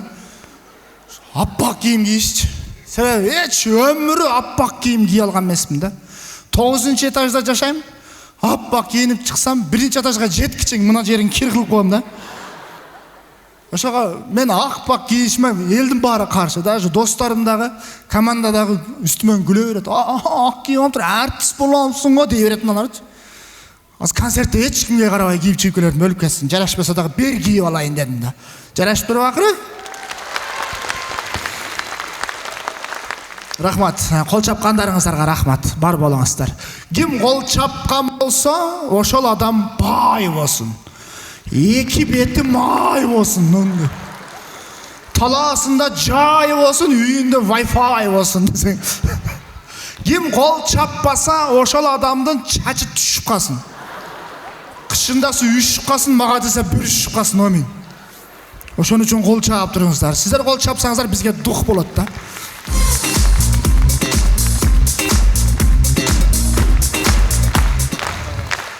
Концерттен башынан бери чыгып, өзүмөн өзүм болотуп, ким отурганда эле карапмын, өзүм жакшы көргөн эжем келип калыптыр да, Гүлжан эже. Келдиңиз, молодец. Мен сизди келбейт деп ойлопмун эле. Себеби чалганды ошентип айтты да, концертке келбей десем, барам, тез сүйлөп өчүрүп койду да, анан келбейби деп. Негизи Гүлжайна эжем ар дайым тийише берем. Негизи Гүлжайна эжени мен сизди эже дебейм. Мен сизди братан дейм дей берем да. Эркектердей эле го. Зың деп жүрөт да. Азыр биздин командада мисалы үчүн жакшылыкты жөн эле уруп коет да, жабыл. Жеркеден карап ичке бер деп. Тайырды деле уруп коет. Мен менен кичине тайсалдасаңыз керек э. Бир жолу Гүлжан эжеге чалдым да. Эже кандайсыз, жакшысызбы? 30 000 берип туруң десем, жездең не дейт экен дейт. Как будто мен али аялым не дейт экен дегендей эле да. Эч ишенбедим бар го. Жездем кана келдиби? келбеді. Жездемин түрін көрсөңөрчү, түрү айтып турат да, акчанын баары Гүлжайна кармайт деген дейчи. Ичсиз сүйлөдү да. Жездең не дейт экен дейт. Бар болуңуз сиз, молодецсиз. Быйыл жакшы жаңылык болду мен үчүн. Быйылкы жылы чоң кызым 1-класска барды. Өзүнчө эле бактылуулук болду мендечи. 1-класска жетелеп бардым да, сүйүнүч болду. Өзүмүн кичине кезим эстедим, атамы жетелеп барган күндөрүм эстедим. Ушу бирок мектепке барганда эле бир кызык окуя болду да. Эрте менен 1-сентябрь күнү кызымды 1-класска барып тапшырдым. Түштөн кийин алып кетесиз деди. Хорошо дедим да, үйгө барып, түштөн кийин келсем, кызым 2-класс болуп калыптыр. Мен түшүнбөй калдым. Кандай? Кызым жакшы окуп кеттиби же азыркылар 1-класста түшкө чейин окуп койтабы? Эмне болду азыр? Ошого мен мына азыр кана камера кайда жүрөт? Асат Production. Буйруса ошол концертти 1 айдан кийинби, 2 айдан кийин качан монтаждайт билбейм. Асат Production YouTube каналынан көрө аласыздар. Асат Productionга кол чаап койсоңуздар. Рахмат. Асат Production. Мени тартчы, мен мына кызымдын билими боюнча Билим берүү министрлигине кайрылайын деп чечтим да. Билим берүү министрлигине кайрылам да турабы кызым билим боюнча? Же архитектурага кайрыламбы? Архитектурага айтсам, кызым окуган мектепти бузуп ордуна дом салып таштабасын. Олар таппай эле турат алар. Ошого мына камерага карап туруп айтайын дедим. Мына билим берүү министрлиги мына эмне кылып атасыңар, Мына мектепти неге 12 жыл кылып койдуңар? Биз иштеп атабыз деп атасыңарбы, же бизди тупой деп атасыңарбы билбейм. Мектепти 12 жыл кылып коюптур. Азыркы балдарды түшкө чейин окута албай атабыз, 12 жыл кантип окутабыз? Туурабы? Мисалы үчүн биздин убакта 11-ди бүттүңбү дейт эле, бүттүм десең кайсы окууга тапшырдың дейт эле да. Эми кийин кантебиз? 11-ди бүттүңбү? Кайсы окууга тапшырдың? Тапшыра элекмин, 12-де окутам дейби? 12-класс кандай болот билбейм. Андан дагы 25 майда, жыл сайын 25 майда акыркы коңуроо болуп мектеп жыйынтыкталат. 25 майда 29 майга жылдырып коюптур. 4 күнгө жылдырып коюп. Не чечилет дейм да 4 күндө. Же окуучулардын баардыгы чогулуп алып, 4 күн калып срочно окуп таштайлы дебесе керек дейм да. 4 күндө бир нерселерди чечип жүрбөсө керек окуучулар, туурабы? Бир аяш уулум чоңоюп калыптыр. Чоңоюп калыпсың, канчанчы класс болуп калдың десем, 5-6 дейт. 5-6, 5-6 дейт. Жо 5-те окутасың 6-да десем, экөөнө тең окутам дейт. О кандай десем, 5-класста окутам, 5-класс менен 6-класстын программасын бир кылып коюптур. Кайра эле 11 жыл окуп калат го, ошондо туурабы? Эптеп эле бир нерселерди кылып атат, түшүнбөйм да. Бирок кээ бирки мектептер бар экен, эмне деп коет? Ментальный арифметика деп коет экен. Бармактарын мында кылып эле бир нерселерге кошо берет экен, 400-ге 500-ге көбөйтүп, аны 300-ге бөлүп туруп, кайра 12-ге көбөйтүп, анан 1 миллионго көбөйтүпсүң. Мында кылып туруп, 400 миң бир нерсе деп тез таап коет экен. Мен үйгө барып, мында кылып көрдүм, эч нерсе чыкпады. Мында кылып көрөм, теге эле чыкпайт. Аларгачы көп миллиондо көбөйтсөң деле чыгарып коет экен. Мында кылып эле чыгара берет экен. Биздин убакта зор эле. Биздин убакта кантет эле? Таштандын 5 алмасы бар дейт эле. Бизде мындай жок эле. Таштандын 5 алмасы бар. Ошонун экөөсүн дастан алып алды. Таштанда канча алма калды? Ошондо таппайт элек да. Дастан неге алып алат дейт элек бизчи. Жок, сен дастанга көңүл бурба, таштанга көңүл бур. Таштандын 5 алмасы бар. Анын экөөсүн дастан алып койду. Таштанда канча алма калды? Калбады эжеке. Неге калбайт? Аны мен жеп койдум эжеке, дейтилем да мен. Бизди ошентип окутат эле. Азыркылар мында кыла берет экен. Бирок биздин окуган мектеп, биз окуган мектеп ошол жылдары кызык болгон экен, айта берсекчи. Мисалы үчүн 1-сентябрь өзүнчө бир кызык эле, өзүнчө бир чоң майрам эле. 1-сентябрга чейин августта кийим кылган өзүнчө кызык эле. Ушу август келгенде атаң менен апаң сүйлөшөт го. Сентябрь келатат, балдарга кийим кылайлы десе атаң, анда койду сатайлы дейт го. Сүйүнүп баштайсың өзүнчө эле, базарга барат экен депчи. Барып койду сатып, базарга барып, кадимкидей ак көйнөк, кара шым, ремен, кара туфли, атам менен апам мага ишенбегенде өмүрү туфлини тез жыртып коет деп, дагы бир кроссовка алып берет эле. Аны үйгө барып күндө кийип көрөсүң го, кийип көрүп, кийип көрмөйүнчө уктабайсың го. Бир кийип көрүп кайранана деп кайра чечип жатып, үйгө бир конок келип калса, сразу кийип туруп алдына минт барып туруласың го. Деп келген конок түшүнбөй карап, не болгон мынага деп. Апаң айтат, мектепке кийим кылган ошону мактанып атат десе, анан жакшы экен, сонун экен десе, сиңемеден кетип каласың. Ошентип күндө кийип чече берип, сентябрь келгенге чейин жаңы кийимди былтыркы эски кийим менен окшош кылып коесуң го. Жаңы кийим алганын эч ким көрбөйт эле. Шаардагылар ушу 1-сентябрь башталганда эле окуса керек, бизде айылда, тоолордо ушундай болгондо 1-сентябрь майрам башталат, кайра сразу дагы 10 күн каникул болот эле. Себеби сентябрь келгенде жайлоодон малдар келет эле да. Алар дагы ушу сентябрда карап турат окшойт. Сентябрь келгенде малдар давай деп айтапчы. Малдарды жайлаганга чейин, чөптөрдү жыйнаганга чейин, пакталарды терип 10 күн 15 күн өтүп кетет да, сентябрдын 15-inde барасың. Эч ким агайың деле сени келген жок деп жоктобойт эле, себеби пакта терип жүрсөң аркаңда агайың терип жүргөн болот да. Тез терип деп коет дагы, деп тере бересиң. 15-сентябрдан окуу башталып бизге барсаң классташ кыздарың отурган болот, бантиктерди байлап, эки бети кыйып-кызыл жарылып кеткен, аппак колготкини кийип алган, ичинде капкара путу турат. Классташ балдарың общий копченый жылтырак капкара болуп турат го. Негрлер шерменде болуп турат го. Прическа бирдей, общий лысый. Мугалимдер деле ошондой капкара, бирок эжекелер бар, аял киши да боёнуп барат. Азыркыдай корейский косметика жок андачы. Ал убакта ошо вазелин, пудра, помада эле. Биздин убакта кичинекей кезибизде вазелин косметикага кирет эле. Түнү жууп, вазелин деп, эртеси пудраны чаптап. Бети аппак, минерге чейин, минери капкара кайра. Минерге чейин боёгону билинип турат. Оозу кыйып-кызыл болуп барат. Аппак көйнөк, кызыл пиджак, узун юбка кийип, юбканын минерине тикенек жабышып калган эжекең. Аны сен көрөсүң, эжекең көрбөй жүрө берет. Колунда указкасы бар. Кадимкидей бизди урат эле. Жарсы. Азыркыларды урбайт экен. Азыркыларды урсаң милицияга берип коет экен. Мына бизди урат эле, именно мени урат эле да. Балдар сабактан качып кетсе, неге качып кетти? Калтап койбойсуң деп урат. Урат экен деп туруп, кошо качып кетип калсаң, сен эмне мыналарга кошулуп алдың деп дагы урат. Ептеп бір шылда тауып эле мени ура берет эле. Şu менин эжекелердин көзүнө мишок көрүнөт окшойм, билбейм да. Шылда тауып эле мени ура берет.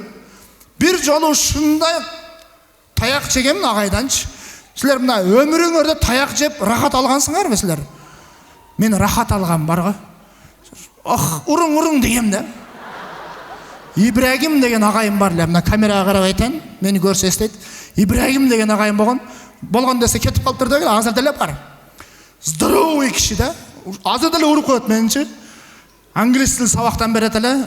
Күнөө өзүмдө болгон, эшикте ойноп жүрөп, звонокто укпай калгам, чакырып алып туруп уруп атат эмичи.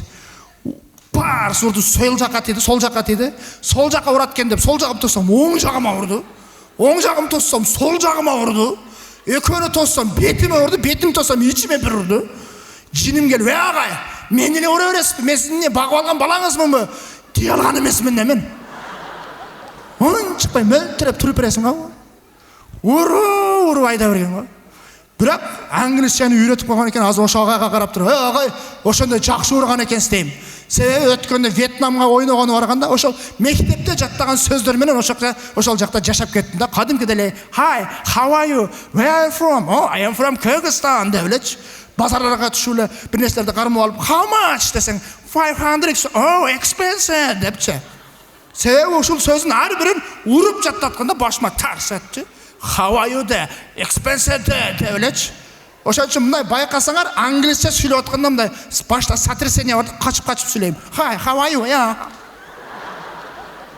Башка жей берип үйрөнүп калгам да. "Hi, how are you?" "Oh, expensive" деп элечи. Наркы адам дагы түшмөй эле деп содалаша берет да. Зато англисчени үйрөнүп алгам. Анан азыркы окуучуларды урса, кадимкидей милицияга берип болушуп, азыр кайра наоборот мугалимдерди уруп коюп атат экен го. Эгер ура бере турган болсо, эч ким мугалим болбой коет. Мугалим жок болгондон кийин билим жок болгондон кийин келечекте балдар тупой окулат да. Ошон үчүн балдарга мугалим урса дагы тийишпей эле барып окуй бергиле деп коюш керек экен. Бизди урганда ата энебизге барып, "Эжеке урду" десең, "Өзүң окубагансың да" дейт эле бизгечи. анан ешкім болушпай эле окуп кетет элек, өлбөдүк, жашап эле атабыз. Ушундай коркот элек, бир жолу эшикке чыгып кетсам, биологиядан сабак берген эжекем, өзүмүн чоң апам да. Алдыман чыгып калды, экөөчөбүз. "Ой, каяка кетасыңар?" деди эле. "Өз үйгө кеттабыз." Коркконуман айта албай, деп туруп бергем да. "Каяка кетасың? Каяка кетасың деп атам?" деп туруп бергем. Бас бияка. Библиотекага алып кирди дагы, китеп тандап окугула, адам болосуңар деди. Эми чоң апам да үйгө барганда көрөт да. Эми кичине китеп тандасам, элиңди көрөйүн, ошону тандадыңбы деп урушпасын деп, чоң китеп тандадым. Шуну окуп бере тургансып. Чоң китеп тандадым, ушундай барып турам, катарда акыркы туруп калдым. Окуучулардын баардыгы өзүнө жаздырып кетип, анан айтты чоң апам: "Эй, мынаны окугула, бир жумадан кийин түшүнүүңөрдү сурайм" деди го. Чоң китеп тандап алгам, калыңдыгы мынандай да. Өлдү да, эми эмне болот экен деп секейин алып барсам, китепти көрүп, мени карайт, китепти карайт. "Точно ушуну тандадыңбы?" дейт. "Точно ушуну тандадым" дейт. "Тандадыңбы точно?" "Точно тандадым" дедим. "Ичин ачып көрдүңбү?" дегенде өлдүм да. Ичин ачып көрсөк, жанагы чоң китеп нота жазылган китеп экен. Ноталар жазылат го, мындай түз линияларды жазып, скрипкаларды кылып, точкаларды коюп коет го. Көрсө ал китеп баягы пианино четкендердин китеби экен. Бир үстүк тамга сөйлөйүн. "Шуну тандадыңбы?" дейт. Унчукпай турам, китепти алып уруп атат. "Бас, мен сага өзүм китеп тандап берем" деп барып, "Табият сырлары" деген китеп тандап берген. Барып окугам. Ичин ачсам, козгарын жөнүндө экен го баягы китеп. Акырына чейин окугам, козгарын жөндөчү. Өмүрүмдө али козгарындын пайдасы тийелек магачы. Бир жума окугам козгарын жөнүндө. Бир токойго барып, бир козгарын жеген жокмун болсо. Жарымына чейин козгарын, жарымынан кийин дагы башка нерселер экен. Анан ары жөнүндө окудум. Асалары бар го, балары, асал ташыган. Ошол жөнүндө окудум. Окугандан кийин адам болгонума шүгүр дедим, бар го. Азыр айтып берсем, силер дагы шүгүр дейсиңер. Эми токотер жерин айтайын, баарын айтпай эле коеюн. Бир уяда асалары 5000 ары болот экен, 5000. Ошонун бирөөсү ургачы болот экен, калганы полный эркек экен. Мына сага шүгүр келтириш эле. Азыр ар бир эркекке 4 катын туш келтет го. Элестет, общийбиз арыга окшоп эркек болуп калсак эмне болот туурабы? Эң кызыгы, баягы бир гана ургачы арысы жаз келип бактарак гүлдөгөндө сыртка карап учат экен. Калган 4999 ары артынан кубалайт экен, бызылдаган бойдо. Кубалап барып, биринчи жеткен ары менен кошулат экен дагы, кошулган эркек ары өлүп калат экен. Эми элестеткиле, шаар боюнча полный эркекпиз да. Бир эле аял киши бар. Мына жактан чыгып туруп, дордойго карап, чуркады деп койгула. Кетип атабыз эркектер, шапаң этип эле. Аркасынан кетип атабыз. Мага окшогон буту кыскалар чуркай албайт, калып кетет. Тайыр менен калыбек алды да чуркаса керек дейм да. Бири-бирине карап жарышып элечи. Бири-биринен өтүп кетип атат. Жок жерден эле Бекборбиев пайда болуп калса керек дейм да.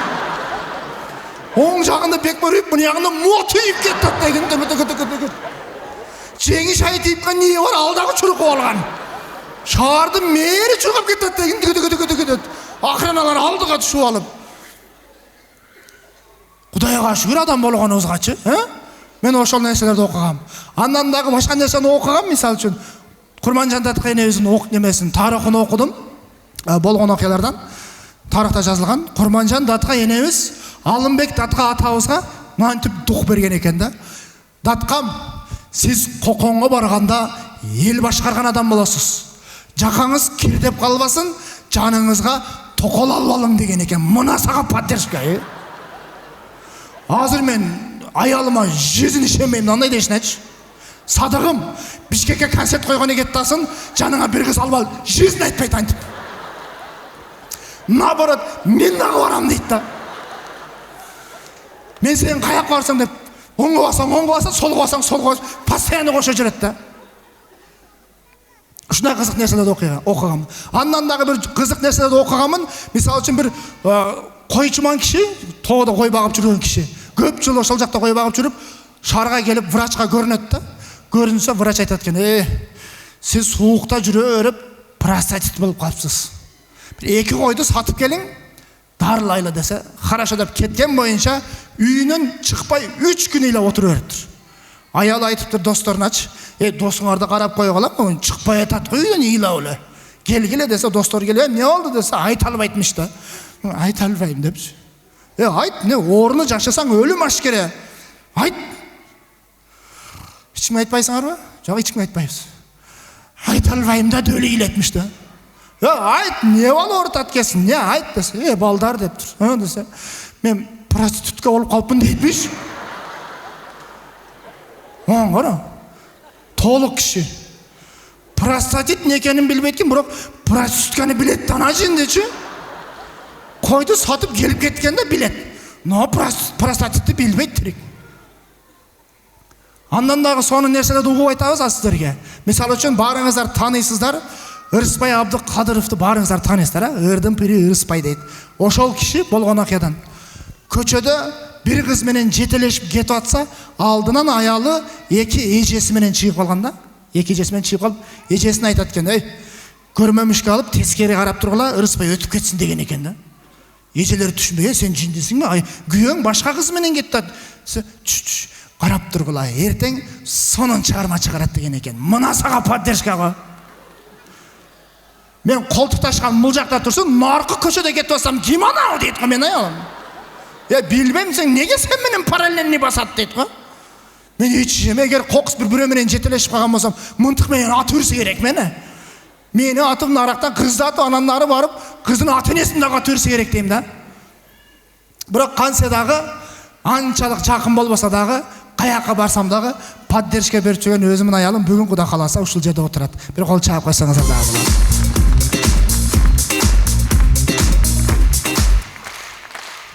Андан дағы айта тұрған маалымат, бүгін 4 апрель менің сүйіктімнің туылған күні туылғандар. Болсын сенің туылған күнің.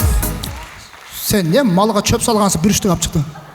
Бар, чоңырағын алып шық. Bir үштік алып шығып.